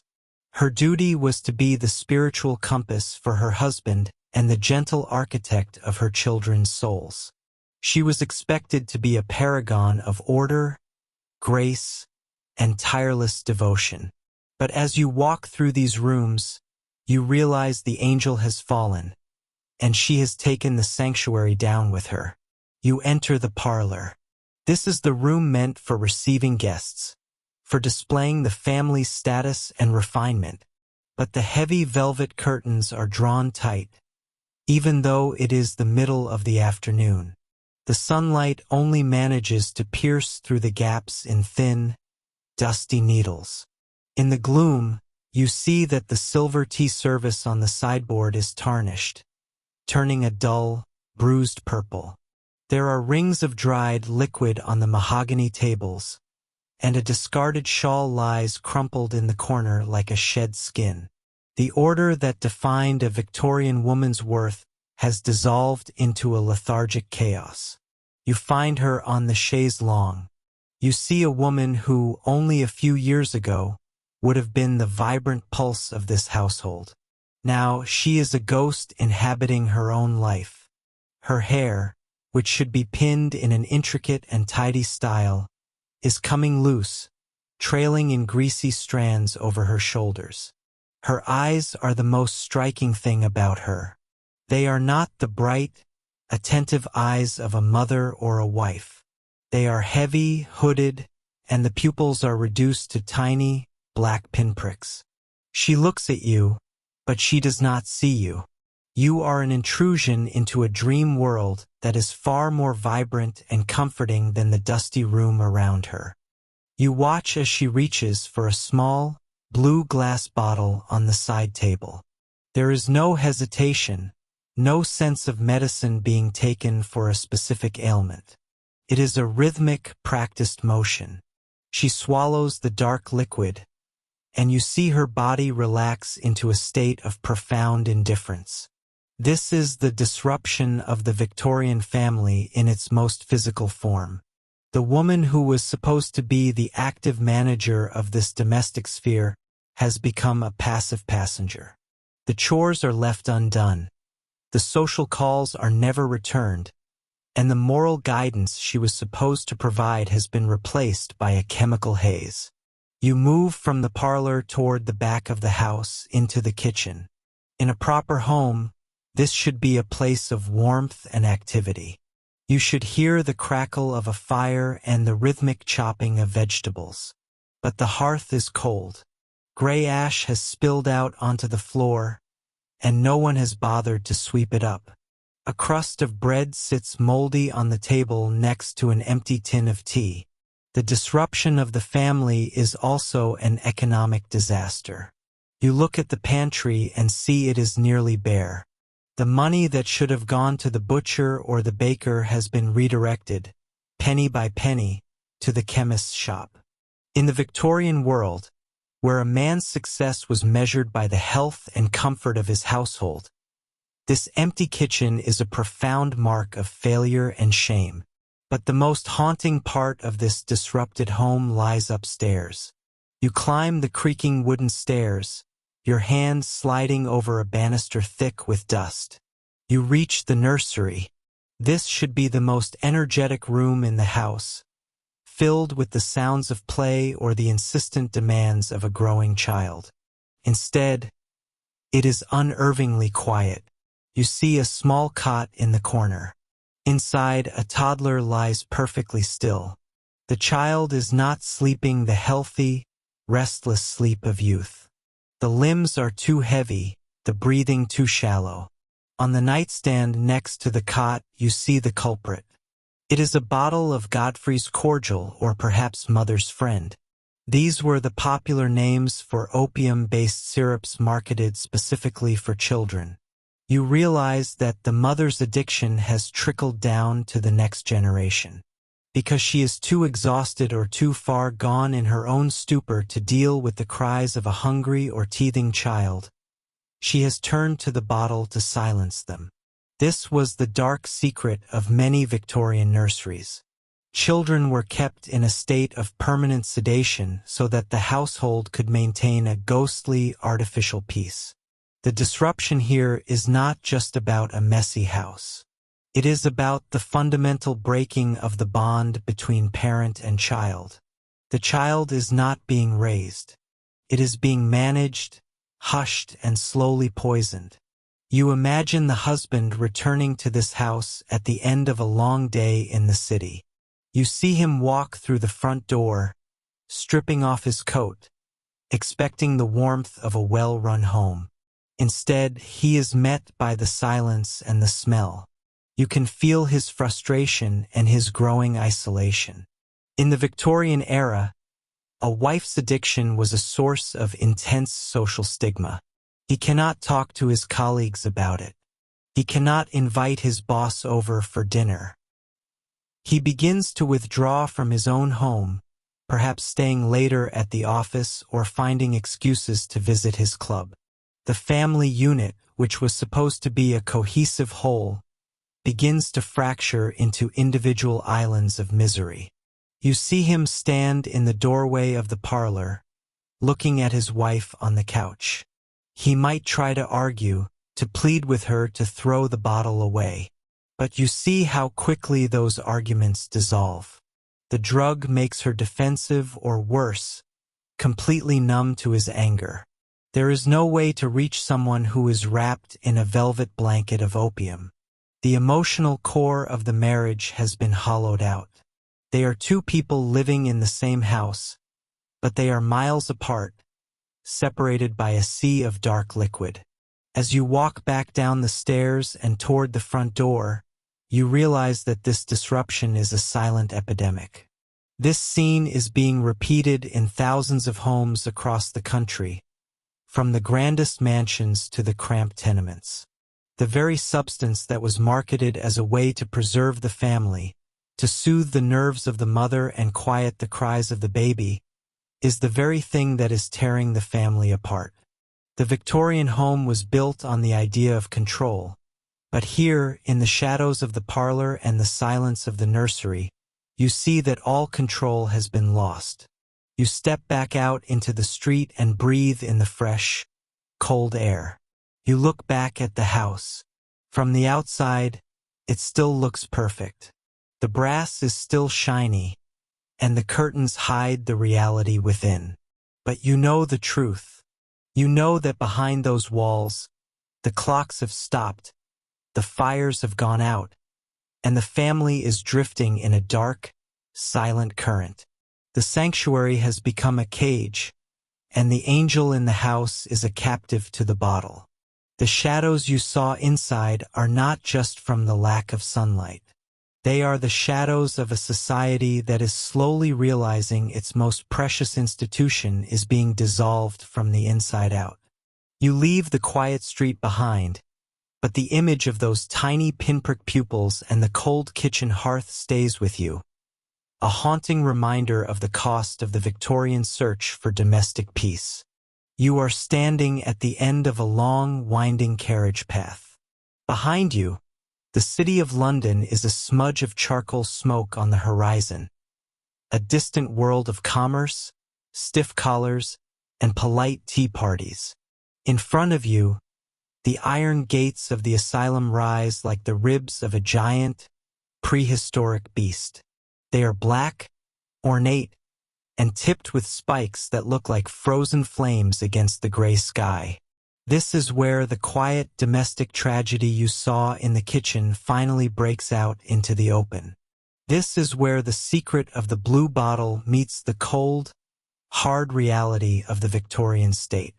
You hear the sound of the carriage wheels crunching over the gray gravel, a sound like teeth grinding together. Beside you, a woman is being led toward the entrance. She is not the screaming, disheveled creature you might expect from a sensationalist novel or a penny dreadful. At first glance, she looks quite ordinary, almost painfully so. Her bonnet is slightly askew, and her gloves are stained with something dark, perhaps ink, or perhaps the sticky residue of medicine. But it is her eyes that stop you. They are wide, flickering with a terrifying intensity, or perhaps they are glazed over with a dull, leaden sheen that suggests she is no longer entirely present in her own body. This is the moment of transformation. In the Victorian mind, the line between a devoted mother who takes a little too much laudanum to soothe her nerves and a raving maniac is thinner than a sheet of parchment. Once she crosses this threshold, she is no longer a wife, a daughter, or a sister. She is a patient. She is a case study. She is a problem to be solved with iron keys and padded walls. You are about to witness how the medical establishment of the 19th century took the chemical despair of women and rebranded it as a terrifying new form of madness. As you follow her through the heavy oak doors, the first thing that hits you is the smell. It is not the familiar scent of wood smoke and roasting meat from the city streets. Here, the air is thick with the sharp, medicinal tang of carbolic acid, layered over the stale odor of unwashed wool and the faint, sweet smell of rotting fruit. It is an antiseptic smell that fails to mask the underlying scent of human misery. The air feels heavy, as if the walls themselves are exhaling the breath of the thousands who have been trapped here before. The hallway is a tunnel of echoing stone. Every footstep sounds like a gunshot in the oppressive silence. You see a man in a long frock coat approaching. He is the superintendent, a man of science who believes that every human emotion can be categorized, labeled, and filed away in a mahogany cabinet. He looks at the woman beside you, not with compassion, but with the detached curiosity of a gardener examining a blighted leaf. He sees her not as a person, but as a collection of symptoms. He speaks to his assistant about moral insanity. This was the great Victorian catch-all for any behavior that did not fit the rigid, suffocating mold of the era. If a woman was too angry, she was morally insane. If she was too sad, she was morally insane. If she was found in her bedroom with an empty bottle of tincture and a glazed look in her eyes, she was definitely morally insane. The drug was not seen as the cause of her problems by these men, but as a symptom of her weak feminine constitution. They believed her nature was already flawed, and the opium simply pulled back the curtain to reveal the monster within. You watch as they lead her into a small, windowless room for the intake process. This is where the stripping of the self begins. Her silk dress, her stays, her stockings, and her boots are all taken away. They are replaced with a coarse, shapeless gown of gray ticking. It is scratchy against the skin, a constant physical reminder of her new status as a ward of the state. She is being scrubbed clean of her previous life. The jewelry is gone. The hairpins are gone. Even her name might be replaced by a number in a ledger. In this room, the doctor begins his examination. He asks her questions, but he does not wait for the answers. He pulls back her eyelids to check the size of her pupils, looking for the telltale pinpricks of the addict. He feels the pulse at her wrist, noting the rapid, thready beat of a heart struggling under the weight of sudden withdrawal. To him, the tremors in her hands are not the result of a chemical dependency. They are the outward signs of a fractured soul. He writes in his notebook, his pen scratching loudly in the silence. He uses words like nymphomania, hysteria, and domestic derangement. You realize then that the asylum is not just a hospital. It is a theater where the Victorian drama of gender is played out to its most extreme and cruel conclusion. A man who drinks too much is a drunkard, a tragic figure perhaps, or a social nuisance. But a woman who falls into the grip of the poppy is a threat to the very foundations of the empire. She has abandoned her post. She has failed in her duty to be the angel in the house. And for that, the punishment is the loss of her liberty. You walk further into the heart of the building, the shadows stretching long and thin across the floor. The architecture itself is designed to overwhelm. The ceilings are dizzyingly high, and the windows are placed so far up the walls that you can see nothing but a square of gray, indifferent sky. It is meant to make you feel small. It is meant to break your will. You hear a sound from somewhere deep in the bowels of the building. It is a long, low wail that rises and falls like the wind. It does not sound human. It sounds like the collective voice of every woman who has ever been told that her feelings were a sickness and her pain was a crime. The doctor turns to you, his face a mask of professional calm. He explains that the treatment here is based on order and discipline. He believes that by controlling the body, he can control the mind. He talks about the use of cold baths to shock the system back into sanity. He talks about the use of restraints to prevent self-harm. But then, he mentions something that makes your blood run cold. To calm the most agitated patients, those who are screaming for the drops they can no longer have, he uses a new miracle drug. He uses chloral hydrate. Do you see the irony? The very thing that brought many of these women here, the reliance on a chemical crutch to survive the day, is now being used as their primary medicine. They are being traded from one bottle to another, from the red syrup of the apothecary to the white crystals of the asylum. The opium that made them drowsy is replaced by the chloral that makes them unconscious. They are not being cured. They are being managed.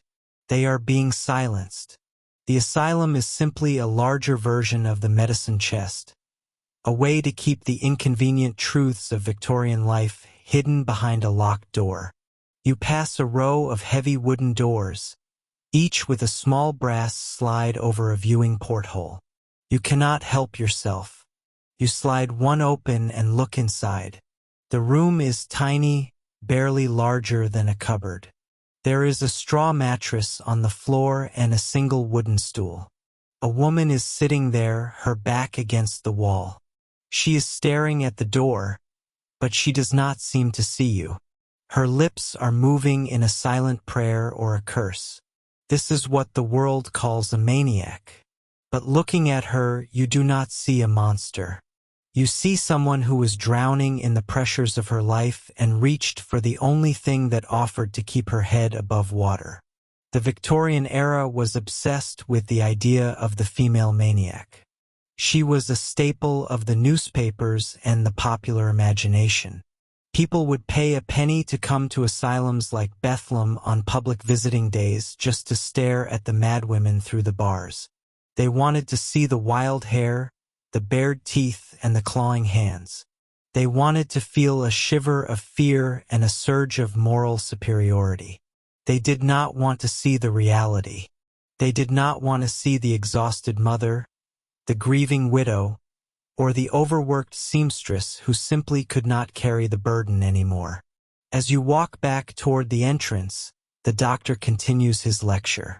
He explains that the asylum is a necessity because women are inherently unstable. He points to their biology, their reproductive systems, and their delicate nerves as proof that they are always on the brink of a cosmic breakdown. The drugs, he says, are just the spark that lights the fire. He does not mention the soot-choked air of the factories, the lack of legal rights for wives, or the crushing weight of having to produce a child every year. He does not mention that for many of these women, the drug was the only thing that gave them a moment of peace in a world that demanded everything and gave nothing back. You reach the heavy oak doors again. The woman you saw earlier is gone, led away to some distant ward where the sun never reaches. Her carriage has already left, the tracks in the gravel already beginning to fill with the cold rainwater of an English afternoon. She has been erased from the world. Her family will tell the neighbors she has gone to the seaside for her health. Or perhaps they will tell the truth in hushed, ashamed tones, speaking of a sudden and tragic madness that took her in the night. The gates groan on their hinges as they swing open to let you out. You step back onto the road, the cold air of the countryside hitting your face like a slap. You look back at the asylum, a vast, looming shadow against the darkening sky. It looks less like a place of healing and more like a fortress built to keep the secrets of the Victorian age hidden away. The female maniac was not just a medical diagnosis. She was a creation of a society that did not know how to handle the pain of half its population. The drug did not turn these women into maniacs. It simply gave the world an excuse to treat them as such. It provided the label that allowed the keys to turn in the locks. As you walk away, the sound of those keys seems to echo in your ears, a rhythmic, metallic clinking that follows you down the road. It is the sound of a century that preferred its women quiet, even if that silence had to be bought with a bottle of poison and a life behind iron bars. You realize that the real madness was not inside the walls. It was in the world that built them. Imagine you are standing on a rain-slicked cobblestone street in the year 1895. The air is thick with the smell of coal smoke and horse manure. Your head is throbbing with a dull ache that has not left you for days. Perhaps you are feeling what the doctors call neurasthenia, a vague sense of exhaustion and nervous irritability that seems to plague every woman you know. You find yourself standing before the heavy oak door of the local apothecary. When you step inside, the sound of the city fades, replaced by the gentle chime of a bell and the scent of dried herbs and high-proof spirits.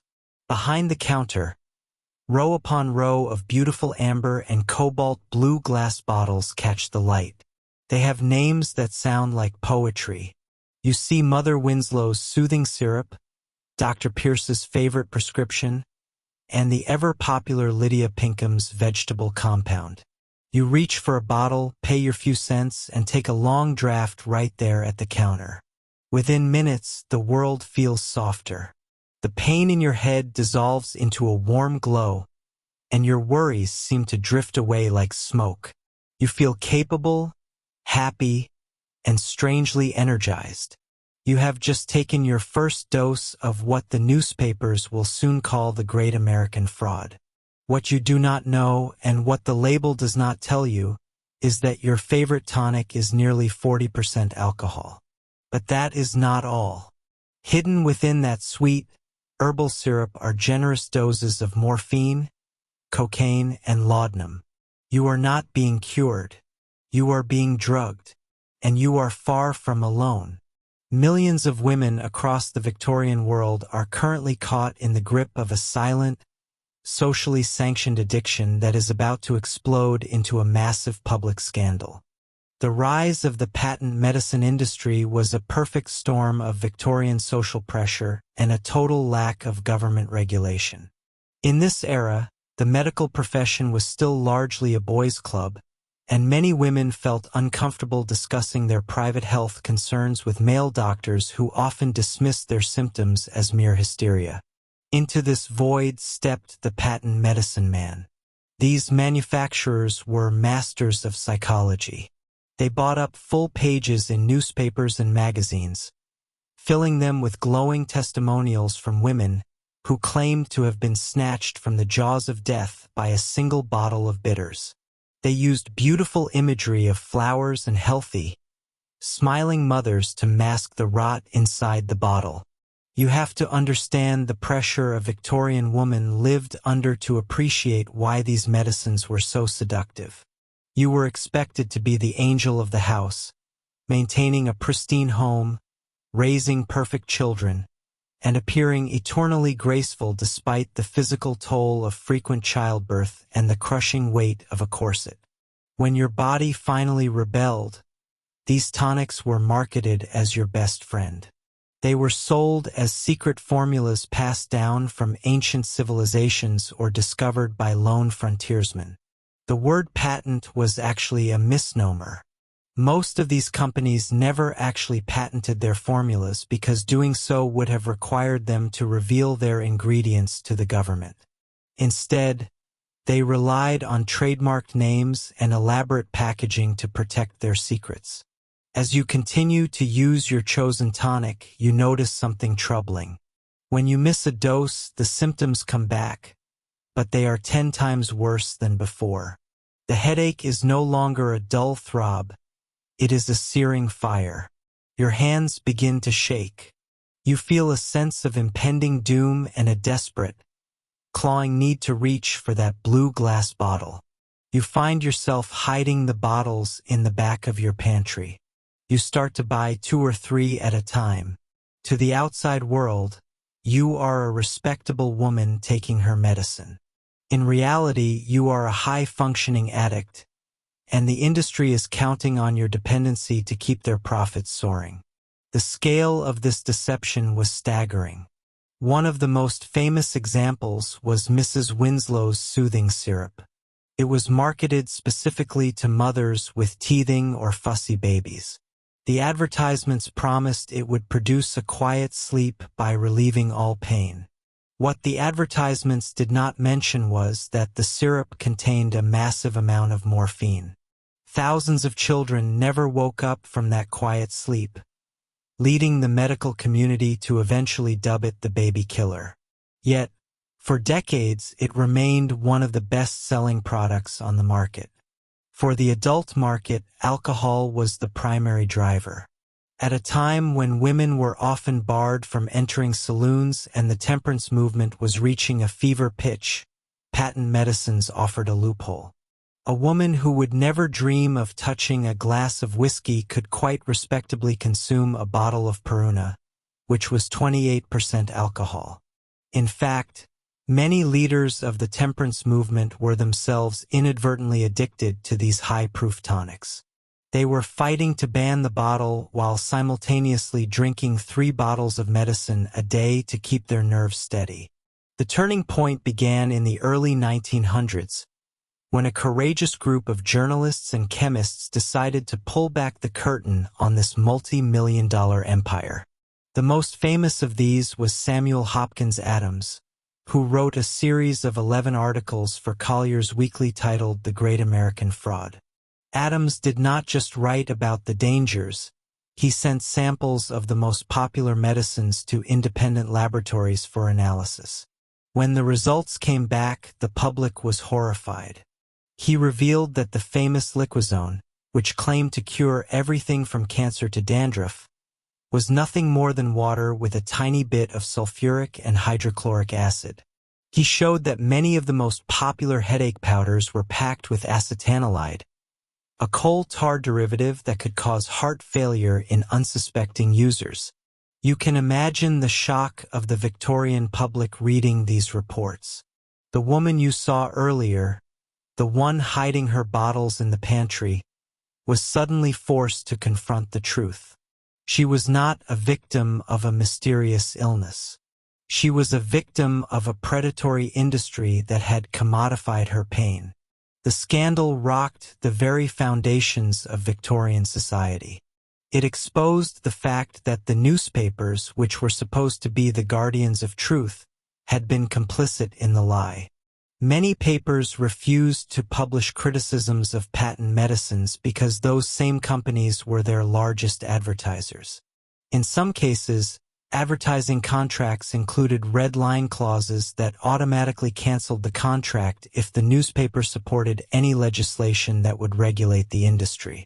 The pressure from the Collier's articles, combined with the work of dedicated scientists like Dr. Harvey Washington Wiley at the Department of Agriculture, finally forced the hand of the government. In 1906, President Theodore Roosevelt signed the Pure Food and Drug Act into law. This was a monumental shift. For the first time, manufacturers were required to list certain dangerous ingredients on their labels, including alcohol, morphine, opium, cocaine, and heroin. But the damage was already done for an entire generation of women. The transition was not easy. When the labels changed and the formulas were eventually forced to become safer, thousands of women went into sudden, violent withdrawal. This is where the term maniac began to enter the conversation. The transition from a medicated life to a sober one was often interpreted by the men of the time not as a chemical withdrawal, but as a return of the womanly hysteria they had been trying to cure in the first place. Some women were committed to asylums because they could no longer function without the cocaine-laced bitters they had relied on for years. As you look back at those rows of beautiful bottles in the pharmacy, you see them for what they truly were. They were not cures. They were cages made of glass. The patent medicine scandal was a profound betrayal of trust. It targeted the most vulnerable members of society, the sick, the tired, and the desperate, and sold them a lie that was wrapped in a promise of health. It took the physical and emotional burdens of womanhood and turned them into a profit center, creating a cycle of addiction that broke families and ended lives. The legacy of this era still lingers in our modern world. It was the beginning of our long and complicated relationship with pharmaceutical marketing and the birth of the regulatory systems we now take for granted. But for the Victorian woman, the revelation was a bitter pill to swallow. She had to learn that the medicine she thought was saving her was actually the very thing that was turning her world into a nightmare. The secret in the bottle was finally out, and the image of the serene, medicated Victorian lady was shattered forever, replaced by the stark, painful reality of a society that had been drugged into submission. You step off the cobblestones and into the heavy, soot-stained air of a Nottingham side street in the 1840s. The sun is a pale, sickly disk behind a curtain of coal smoke, and the constant, rhythmic thrum of the lace mills vibrates through the soles of your boots. It is the height of the Industrial Revolution, a time of unprecedented progress and unimaginable squalor. As you walk, you notice something peculiar about the residential courts tucked away behind the grander thoroughfares. It is noon, a time when these cramped quarters should be alive with the shouts and cries of children. Instead, there is a heavy, unnatural stillness. You might hear the distant rattle of a cart or the bark of a stray dog, but from the open windows of the tenements, there is only silence. It is not the peaceful silence of a sleeping household. It is a thick, manufactured quiet that hangs over the neighborhood like the smog itself. You turn a corner and see a woman hurrying toward a small shop. She looks exhausted, her face prematurely lined with the strain of a 12-hour shift at the mill. Her clothes are dusted with cotton lint, and her eyes are fixed on the door of the local chemist. You follow her inside, where the air is thick with the scent of peppermint, dried herbs, and something much darker and more cloying. Behind the counter, the chemist reaches for a large, dusty glass jug filled with a thick, dark liquid that looks like molasses. He pours a portion into a small, unlabeled vial. This is what she has come for. This is Godfrey's cordial. To the modern eye, the bottle looks harmless enough. It might even look comforting, with its deep, amber glow and the way the syrup clings to the glass. In the Victorian era, it was known by many names. Some called it the mother's friend. Others called it the quietener. But its true nature was far more sinister. You watch as the woman hands over a few copper pennies, a significant portion of her daily wage, and tucks the vial into her apron. She is not buying medicine to cure a fever or soothe a cough. She is buying silence. You follow her back to a cramped, one-room apartment where she leaves her infant in the care of an elderly neighbor, a woman who looks after half a dozen babies while their mothers work the machines. The nurse, as she is called, takes the bottle of Godfrey's cordial. You watch as she dips a small spoon into the syrup and presses it against the lips of a whimpering 4-month-old. The baby swallows the mixture of opium, treacle, and aniseed. Within minutes, the whimpering stops. The child's eyes roll back, the lids fluttering before they close into a deep, heavy stupor. This is the tragedy of the Victorian nursery, a world where the youngest members of society were systematically drugged into a state of living death. As you stand in that crowded room, you begin to understand the chemistry of this quietness. The recipe for Godfrey's cordial was deceptively simple. It was essentially a syrup of poppy, often containing as much as 1¼ grains of opium per ounce. In an era before regulation, the potency varied wildly from one batch to the next. One bottle might be relatively weak, while the next could contain a lethal dose. But for the working-class mother, caught in the relentless gears of the industrial machine, the risk was outweighed by the necessity. If she did not work, she did not eat. If her baby cried and disturbed the neighbors or the nurse, she could not work. The cordial was her only solution, a chemical babysitter that allowed her to survive another day. You look closer at the infants scattered across the floor of the nurse's room. They do not look like healthy children. Their skin has a pale, waxy appearance, almost like parchment stretched over bone. Their faces are wrinkled and gaunt, giving them the appearance of tiny, ancient men.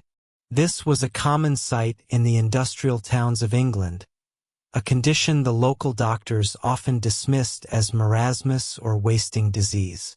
But you can see the truth in their pupils, which are constricted to the size of pinheads. These children are not starving because of a lack of food, although food is certainly scarce.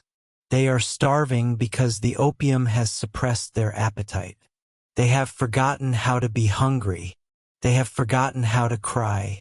They are fading away in a state of narcotic bliss, their tiny systems slowly shutting down under the weight of the drug. The scale of this practice was staggering. In some districts of Manchester and Nottingham, it was estimated that more than half of all infants were regularly dosed with some form of opiate. The local chemists would sell hundreds of gallons of Godfrey's cordial every week. You might wonder why the authorities did not intervene, why the medical profession did not raise an outcry. The answer lies in the harsh reality of Victorian class structures. To the upper classes, the high infant mortality rates in the slums were seen as an inevitable consequence of poverty and the perceived moral failings of the poor. They looked at the drugged children and saw a lack of maternal instinct, rather than a desperate response to economic survival. You move through the streets and see the impact on the women themselves. The topic of our history is the drug that turned Victorian women into maniacs, and here you see the roots of that mania. It was not just the women who consumed the laudanum themselves, but the women who were forced to witness the slow chemical erasure of their own children. Imagine the psychological toll of returning home from a grueling day at the mill to find your child in a state of unresponsiveness, knowing that you were the one who paid for the drug that put them there. The guilt, the grief, and the constant, gnawing anxiety created a society of women who were perpetually on the brink. When they sought relief for their own frayed nerves, they turned to the same bottle that they gave to their children. The cycle of addiction was not just individual. It was familial and communal. The nursery silence was a symptom of a much larger rot. You hear the stories of baby farming, where women would take in unwanted children for a fee, only to keep them perpetually sedated on Godfrey's cordial to minimize the cost of care. In many cases, the sedation led directly to death. It was a slow, quiet form of infanticide that left no marks and required no violence. A few drops too many, a missed meal, and the child would simply fail to wake up. The coroner's reports from the mid-19th century are filled with cases of accidental poisoning, but everyone knew the truth. The cordial was a tool of convenience in a world that had little room for the vulnerable. You walk toward the edge of the town, where the air is slightly clearer, and you think about the physical legacy of this era. The opium did not just kill, it stunted the survivors. An entire generation of working-class children grew up with the lingering effects of infant narcotic exposure. They were smaller, weaker, and more prone to illness. The Victorian obsession with physical fitness and the later fears of national degeneracy can be traced back to these silent nurseries. The drug had effectively poisoned the well of the future. As the evening bells begin to ring, signaling the end of the shift, you see the women streaming out of the mill gates. They are heading back to those quiet rooms, back to the small glass vials and the sticky spoons. You realize that the image of the serene, medicated lady of the manor and the desperate, laboring mother of the slums are two sides of the same coin. Both were trapped in a society that used opium as a universal solvent for its problems. Whether it was to soothe the boredom of the parlor or the desperation of the tenement, the solution was always the same. The tragedy of Godfrey's cordial is a reminder of a time when silence was bought at the highest possible price. You leave the scene as the gaslights begin to flicker on, casting long, distorted shadows against the soot-caked walls. The thrum of the mills is finally quiet, replaced by that heavy, heavy hush of the nursery. It is a silence that speaks of lost potential, of a cycle of addiction that gripped a nation from the cradle to the grave, and of a world where the most innocent were the first to be sacrificed to the demands of the machine. You carry the weight of that silence with you as you step back into the present, away from the smell of aniseed and the haunting sight of the tiny, pinhead pupils that define the tragic legacy of the mother's friend. You step out from the shadows of the apothecary and find yourself standing on a bustling street corner in the heart of London. The year is 1888, and the air is thick with more than just the yellow fog of coal smoke. It is thick with noise. You hear the rhythmic clatter of carriage wheels on cobblestones, the distant whistle of a steam train, and the constant, high-pitched chorus of newsboys. They stand on every corner, their faces smudged with soot and their hands stained black with fresh ink. They are waving folded broadsheets in the air, shouting headlines that pierce through the damp morning air like a knife. You feel the vibration of the city, a place that is obsessed with its own reflection, constantly consuming stories of its own perceived moral decay. You reach into your pocket and pull out a few copper coins to purchase a paper. As you take it, the paper feels damp and flimsy in your grip. This is the medium of the masses. It is not a refined literary journal for the upper classes. It is a penny dreadful or perhaps a copy of the Illustrated Police News. These are the publications that fuel the imagination of the public, turning the quiet tragedies of private homes into public spectacles. You look down at the front page and see a woodcut illustration that stops you cold. It depicts a woman, her hair disheveled, her eyes wide and bulging with a frantic, unearthly light. She is clutching a glass bottle in one hand while her other hand reaches out toward a ghostly, neglected child. The caption underneath screams in bold, black letters about the horrors of the opium fiend and the mother who has become a maniac. You are witnessing the birth of a very specific kind of media monster. In this era, the press has discovered that nothing sells papers quite like the downfall of a woman. You walk further down the street, reading as you go, and you begin to see how the narrative is constructed. The journalists of this age are not interested in the chemical dependency of the individual or the fact that these women were often prescribed these drugs by their own doctors. No, they are interested in the sensational. They use words like degenerate, depraved, and unnatural. They paint a picture of a society under siege by women who have abandoned their sacred duties as the angels of the house in favor of the dark, sticky allure of laudanum. As you navigate the crowded sidewalk, bumping shoulders with clerks and flower girls, you realize that you are standing in the middle of a moral panic. The media has taken the very real problem of addiction and twisted it into a gothic horror story. You see it in the way they describe the addicted mother. She is never portrayed as a victim of a system that marketed narcotics as a cure for everything from menstrual cramps to boredom. Instead, she is a villain, She is the woman who has allowed a chemical to strip away her feminine virtues. The press suggests that once a woman tastes the poppy, her maternal instinct simply vanishes, replaced by a ravenous, selfish hunger for the next dose. You find a small bench near a park and sit down to read closer. The articles are written with a breathless, panicked energy. They tell stories of mothers who supposedly traded their infants' clothing for a few drops of the tincture, or women who sat in a stupor while their houses burned down around them. You notice a recurring theme. The media focuses heavily on the idea of the maniac. This word is used intentionally. It suggests a loss of reason, a descent into a wild, uncontrollable state that is fundamentally dangerous to the social order.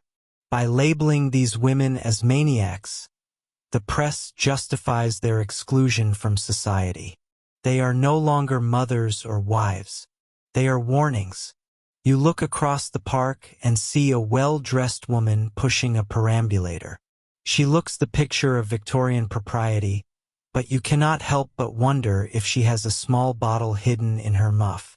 The media has created a climate of intense suspicion. You realize that the very papers you are holding are responsible for a profound sense of paranoia. Neighbors are encouraged to watch neighbors. Husbands are told to keep a close eye on their wives' medicine cabinets. The press has turned the private struggle of addiction into a public performance of shame. There is a deep irony here that you cannot ignore. As you flip through the pages of the newspaper, your eyes drift away from the sensationalist stories of crime and madness and land on the advertisements. Right next to an article condemning the laudanum mother, you see a large, decorative ad for a patent medicine guaranteed to soothe the nerves and provide a restful night for weary ladies. You see ads for Mrs. Winslow's soothing syrup and various other poppy-based concoctions. The very industry that is profiting from the sale of these drugs is the same industry that funds the papers that demonize the users. You feel a sense of frustration at the hypocrisy. The media is essentially setting a trap. They promote the cure for the vapors and the blues in one column, and then they scream for the arrest and institutionalization of the women who become hooked on that cure in the next. You stand up and continue your walk, feeling the weight of the stigma that these women must have carried.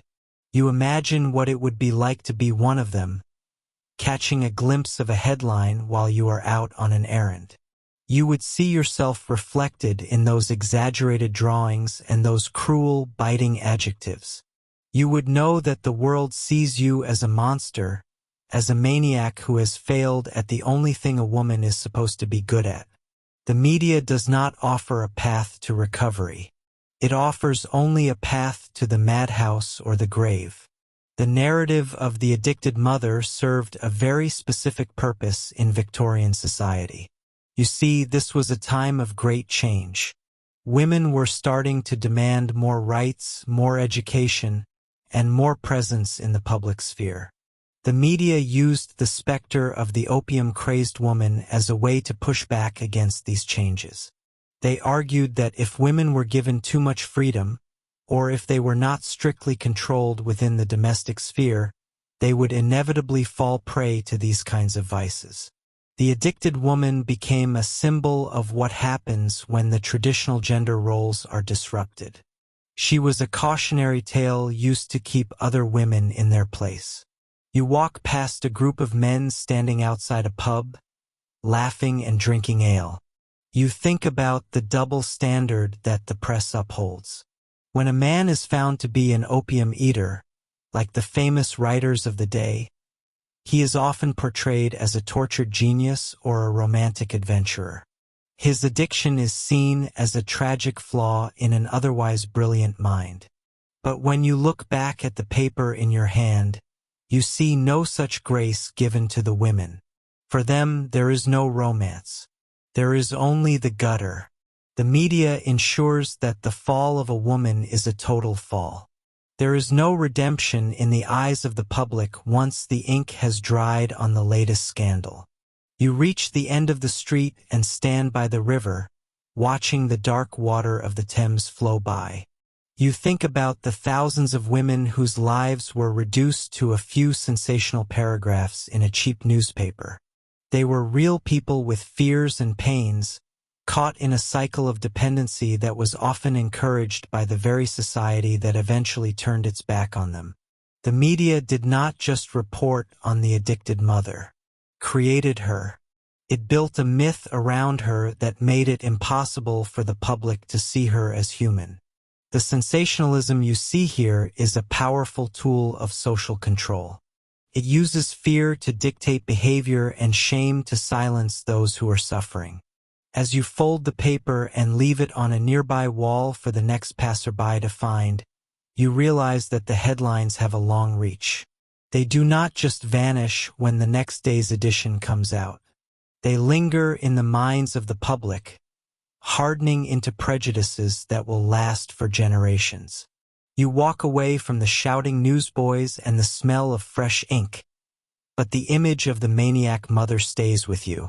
It is a reminder of how easily a life can be stolen, first by a drug, and then by the words used to describe it. You carry the cold realization that in this city of progress and industry, the most profitable product of all is the destruction of a woman's reputation. The bells of a nearby church begin to chime the hour, and each ring sounds like a final judgment, echoed and amplified by the relentless machinery of the Victorian press. You wake up in a room that is too bright and far too quiet. The heavy velvet curtains have been drawn back, and the afternoon sun slices across your bedsheets with the sharp precision of a razor. For months, perhaps years, you have lived in a soft, amber-colored haze. The world was a muffled place where edges were rounded and the sharp corners of grief or boredom were padded by the regular, rhythmic doses of your medicine. But today, the bottle on your nightstand is gone. Whether it was taken by a concerned husband, a stern doctor, or your own fleeting moment of resolve, the result is the same. The medicine is gone, and for the first time in a very long time, you are entirely alone with yourself. At first, you feel a strange, hollow sort of lightness. You think to yourself that perhaps it will not be so bad. You tell yourself that the stories of the mania are exaggerated, that a lady of your constitution can surely master a simple habit. But then the first wave hits. It is not a wave of pain, not yet. It is a wave of profound, unsettling restlessness. You cannot keep your legs still. You shift under the covers, but the linen feels abrasive against your skin. Every fiber of the fabric seems to have grown teeth, biting into your nerves. You sit up, then lie down, then pace the room.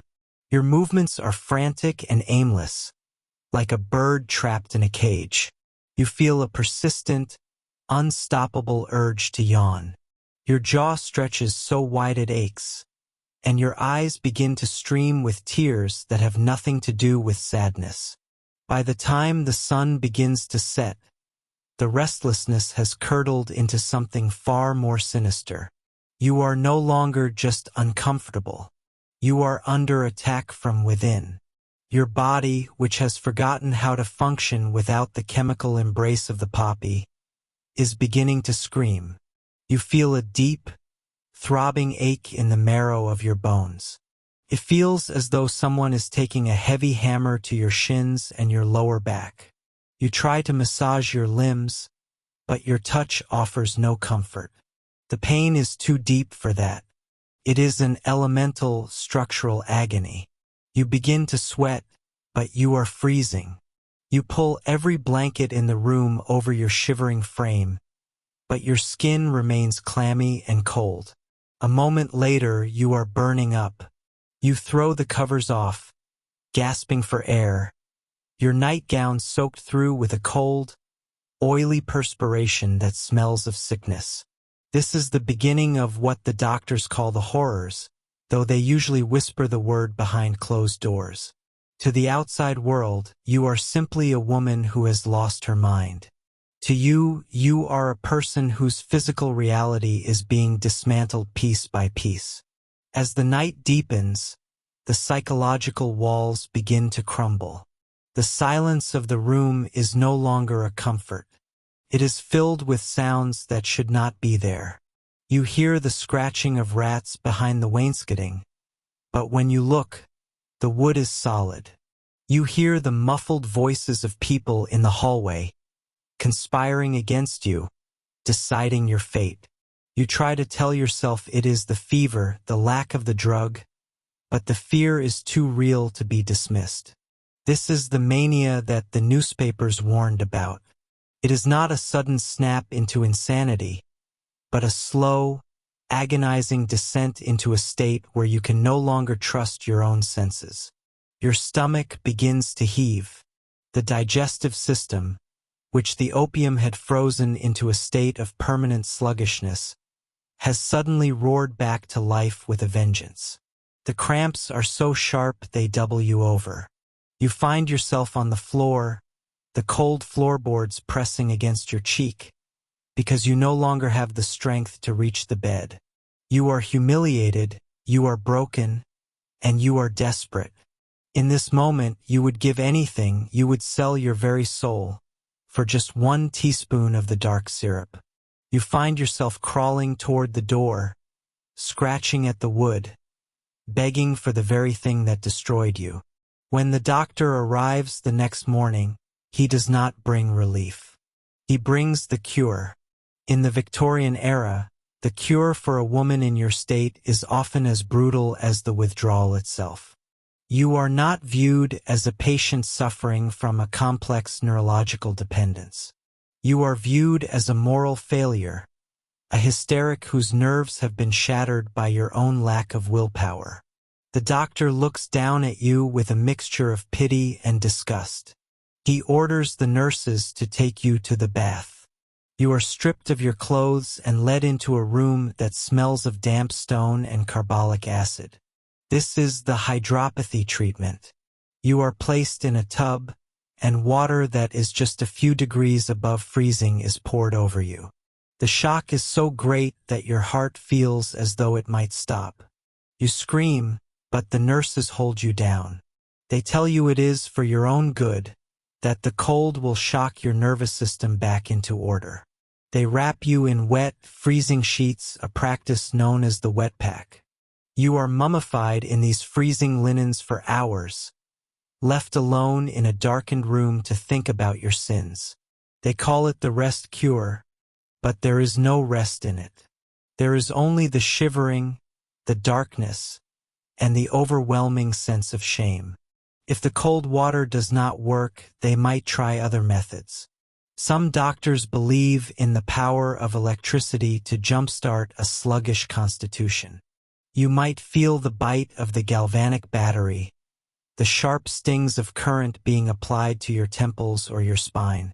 Or perhaps they will use the opposite of the cold bath and place you in water so hot it nearly blisters your skin, alternating between the two extremes until you are too exhausted to even moan.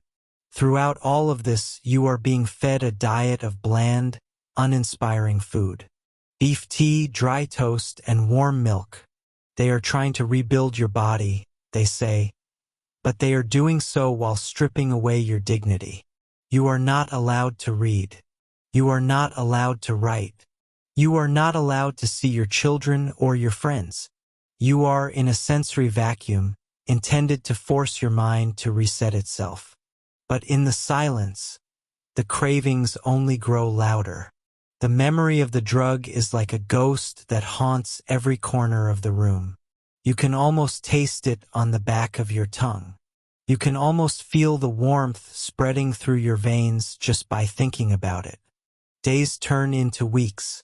The physical pain eventually begins to subside, leaving you in a state of profound, leaden exhaustion. You feel as though you are made of glass, as if any loud noise or sudden movement might shatter you into 1,000 pieces.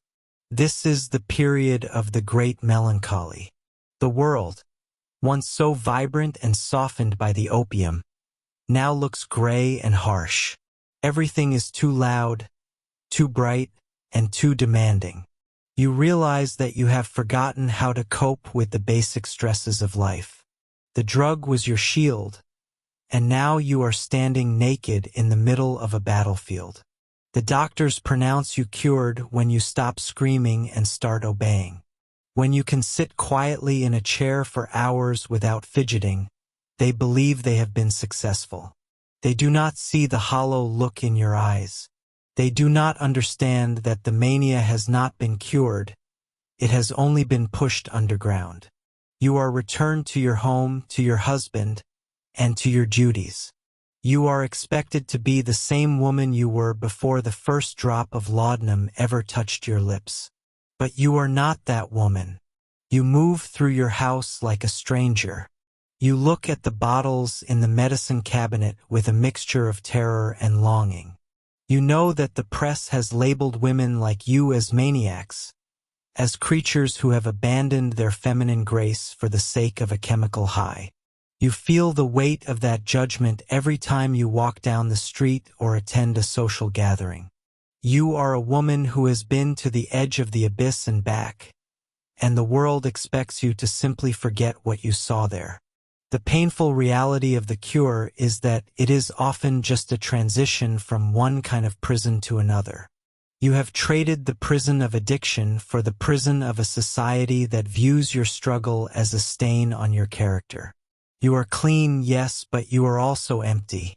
And as you sit in your parlor, listening to the relentless ticking of the clock, you realize that the hardest part is not the withdrawal.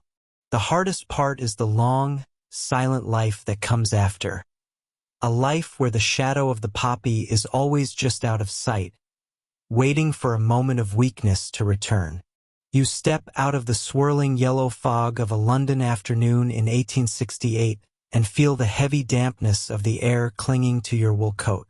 The city around you is a cacophony of iron wheels on cobblestones and the shouting of street hawkers. But today, there is a different kind of tension in the air. For decades, the poppy has flowed through these streets as freely as the Thames, unmonitored and unchecked. But the world is changing. You find yourself standing before the heavy oak doors of a prestigious apothecary, watching as a new era of control begins to tighten its grip on the lives of every woman who has ever sought solace in a glass vial. Before this year, if you wanted to drown out the sound of a crying infant or numb the ache in your own spirit, you could have walked into any grocer, any dry goods store, or even a humble sweet shop. You might have seen bottles of laudanum sitting right next to jars of peppermint sticks and bags of flour. There were no questions asked. There were no signatures required. It was simply another item on the shopping list, as common as tea and far cheaper than gin. But now, the government has decided that the freedom to poison oneself has become a public liability. You are witnessing the birth of the 1868 Pharmacy Act, a piece of legislation that will fundamentally alter the relationship between the Victorian woman and her favorite remedy. You push open the door to the chemist shop and the bell above you tinkles with a sharp, clear sound that seems to cut through the heavy atmosphere. Inside, the air is different.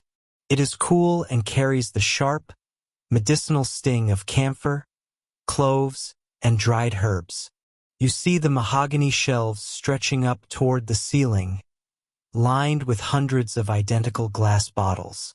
Some are cobalt blue, others are a deep amber, and all of them are labeled in elegant gold-leafed Latin. This is no longer the chaotic shelf of a general store. This is a fortress of science, and the man behind the counter is the new sentinel. In the years leading up to this moment, the headlines in the morning papers had become impossible to ignore. You might remember reading about the tragic accidents that had become all too common. There were stories of harried mothers who, in the dim light of a candle, reached for a bottle of cough syrup and accidentally poured out a lethal dose of laudanum for their toddlers. There were the terrifying accounts of grocers who, through sheer ignorance or criminal negligence, mixed up white arsenic with sugar or replaced harmless powders with concentrated opium paste. The body count was rising, and the Victorian conscience, which so often turned a blind eye to the quiet addiction of the middle class, could no longer ignore the piles of tiny coffins. You watch as a woman enters the shop just ahead of you. She is well dressed, her silk skirts rustling against the floorboards, her face partially hidden by the brim of a fashionable bonnet. In years past, she might have sent her maid to the corner store for a shilling's worth of opium. Now she must come herself.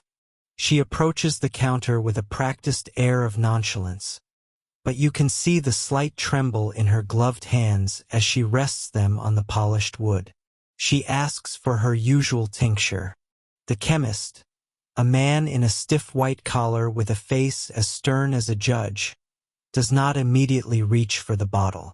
Instead, he pulls a heavy, leather-bound ledger from beneath the counter.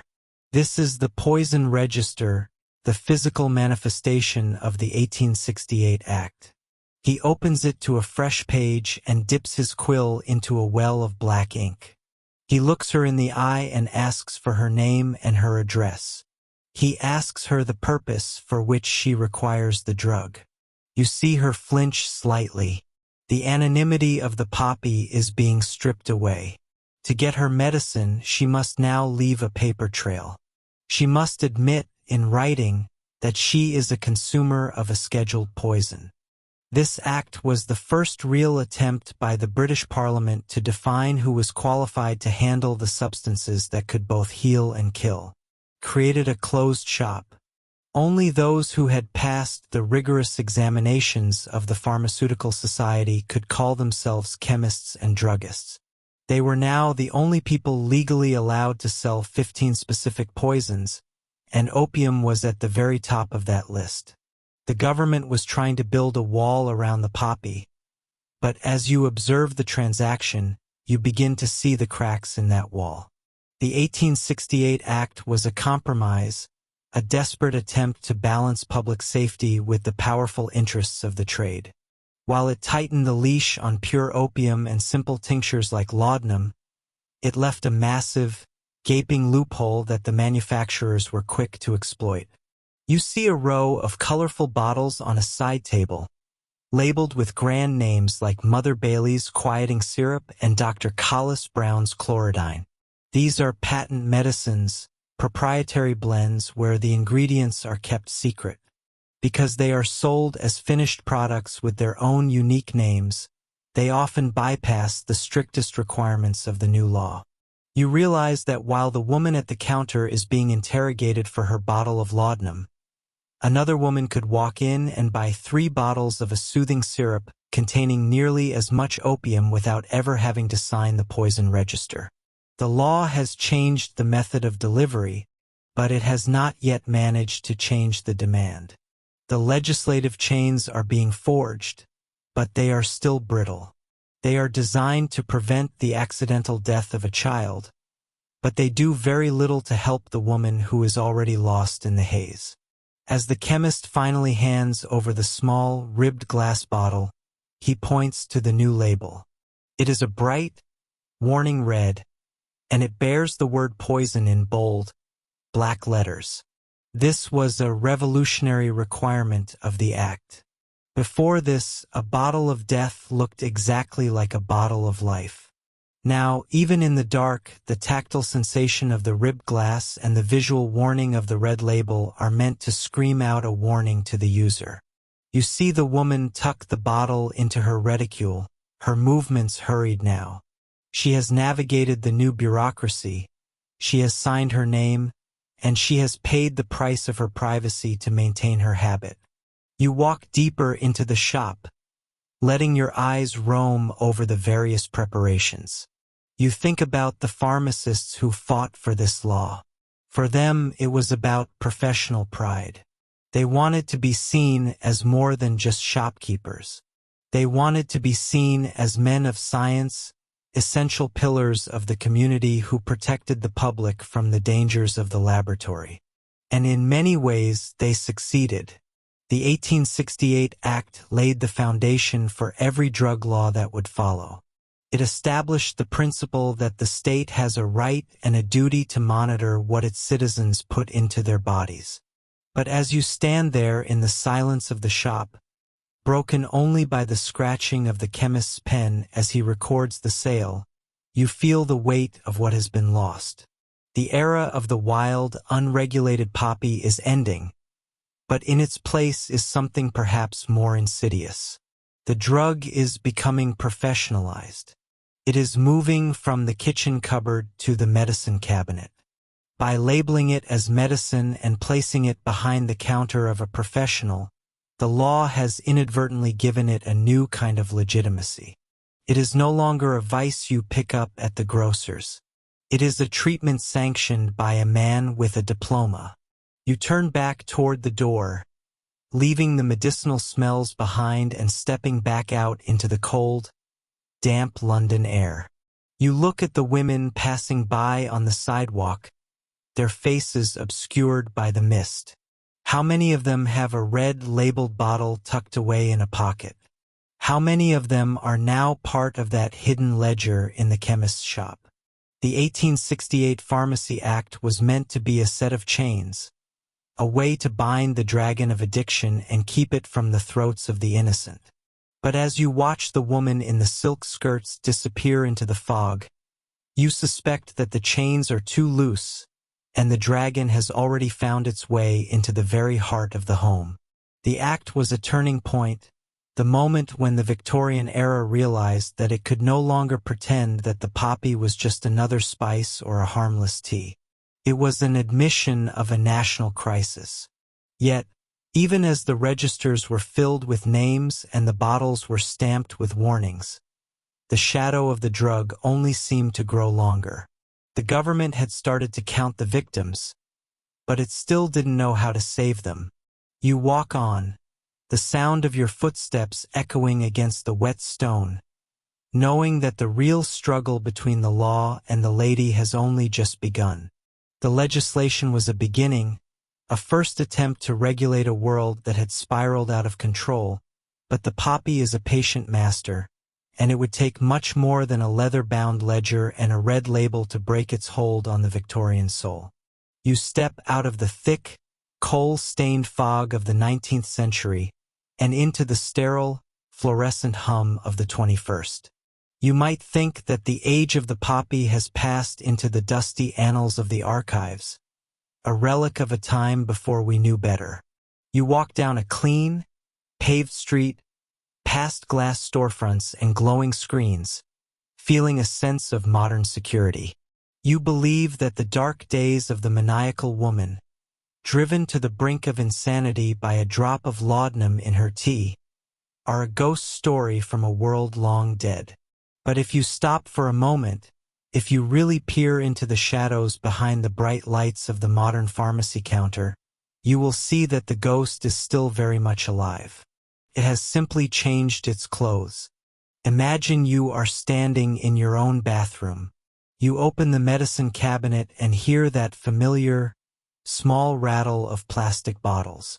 You look at the labels, the precise dosages, the child-proof caps, and the rigorous warnings printed in tiny, legalistic font. You feel safe here. You feel protected by a century of regulation, by the long battles fought by pharmacists and lawmakers to ensure that what you ingest is measured and pure. But as you hold that bottle, you are holding the direct descendant of the blue glass vials that once sat on a Victorian vanity. The lineage is unbroken. The chemical skeletons of the 19th century are the very foundations of the 21st. The Victorian era did not just give us a cautionary tale about drug use. It built the infrastructure of our modern relationship with relief. You have to understand that before the Victorian woman was labeled a maniac, she was simply a person in pain. She was a mother with a migraine, a worker with a broken back, or a soul crushed by the suffocating expectations of a rigid society. When the poppy offered her a way out, she took it. And today, When you reach for a pill to silence a headache or to numb the edge of a long day, you are participating in the same ancient ritual. The desire to erase discomfort is the most human of instincts, and the history of the Victorian drug epidemic is the story of how that instinct was first commodified on a mass scale. As you walk through this modern landscape, you can see the echoes of the old patent medicine salesman in every corner of our digital world. Think back to the colorful posters for Mrs. Winslow's soothing syrup, the ones that promised a quiet baby and a peaceful home while hiding a lethal dose of morphine inside a sugary shell. Now, consider the sleek, high-production commercials that flicker across your television or smartphone. They show happy families walking through sun-dappled fields, smiling faces in soft focus, while a voice speaks rapidly of side effects and risks. The medium has changed, but the message remains identical. They are selling you a version of yourself that is free from the burden of the human condition. They are selling you the same dream that the Victorian woman bought with her last few copper coins. The transition from the 19th century into the 20th did not bring a sudden end to the poppy's reign. Instead, it brought a refinement of its power. You would have been there in the late 1800s when a new miracle was announced. A company called Bayer, a name you surely recognize today, began marketing a new derivative of morphine. They called it heroin. They told you it was a safe, non-addictive alternative for children with coughs and adults with pains. They marketed it with the same fervor that the old quack doctors used for their tonics. You can almost feel the irony chilling the air as you realize that the very drug we now associate with the most desperate corners of society was once sold as the scientific cure for the opium habits of the Victorian age.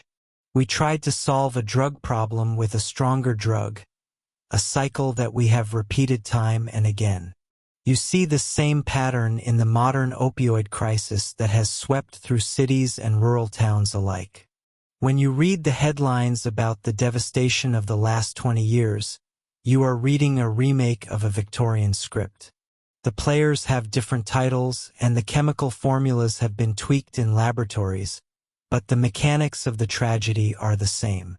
Product is pushed as a safe solution to pain.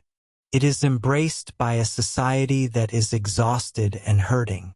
It finds its way into the homes of the middle class, into the hands of the respectable, and behind the closed doors of domestic life. And then the trap snaps shut.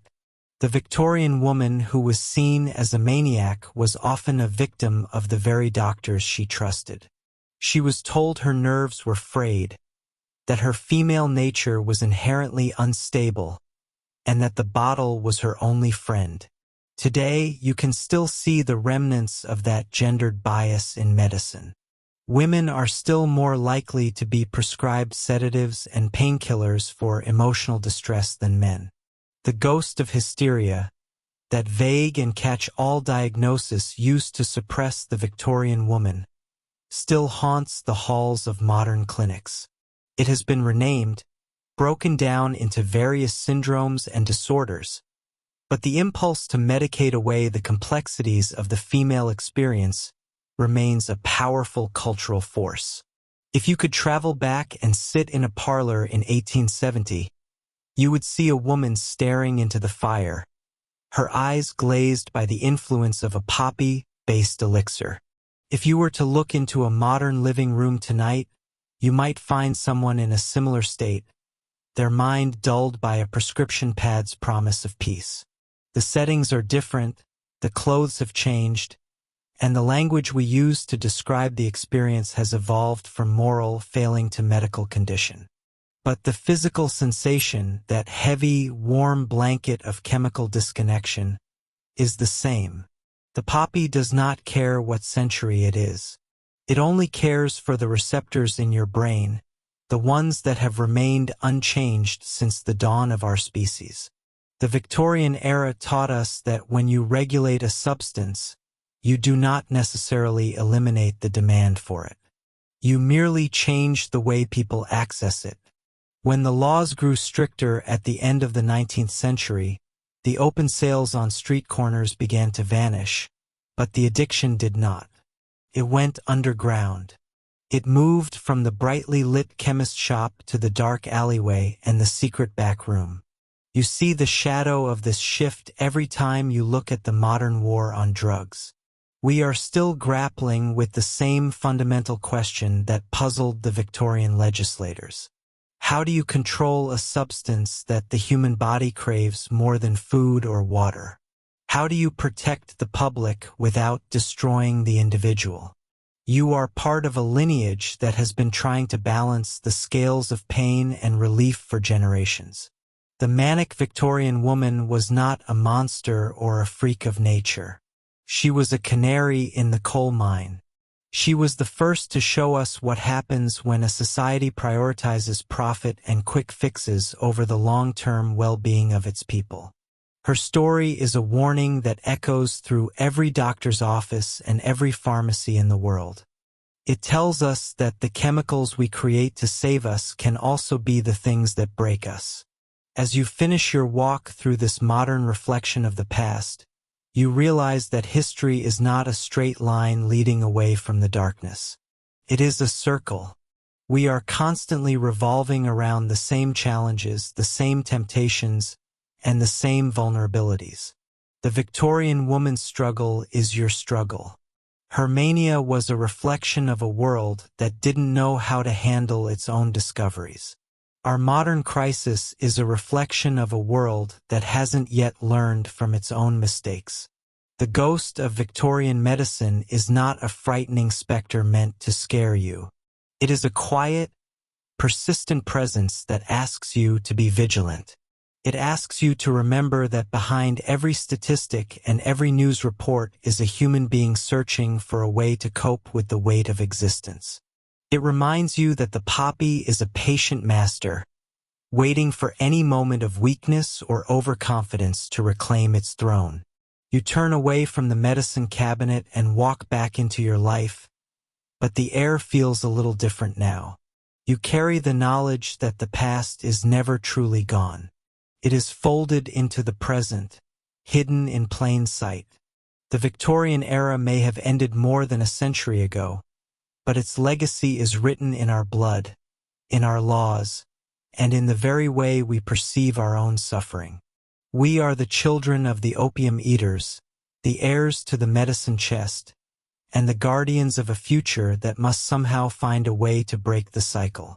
The ghost is still there watching, as we navigate the same treacherous path that the women of the 19th century walked before us, hoping that this time, we will find our way home without losing ourselves to the poppy's sweet, deadly embrace.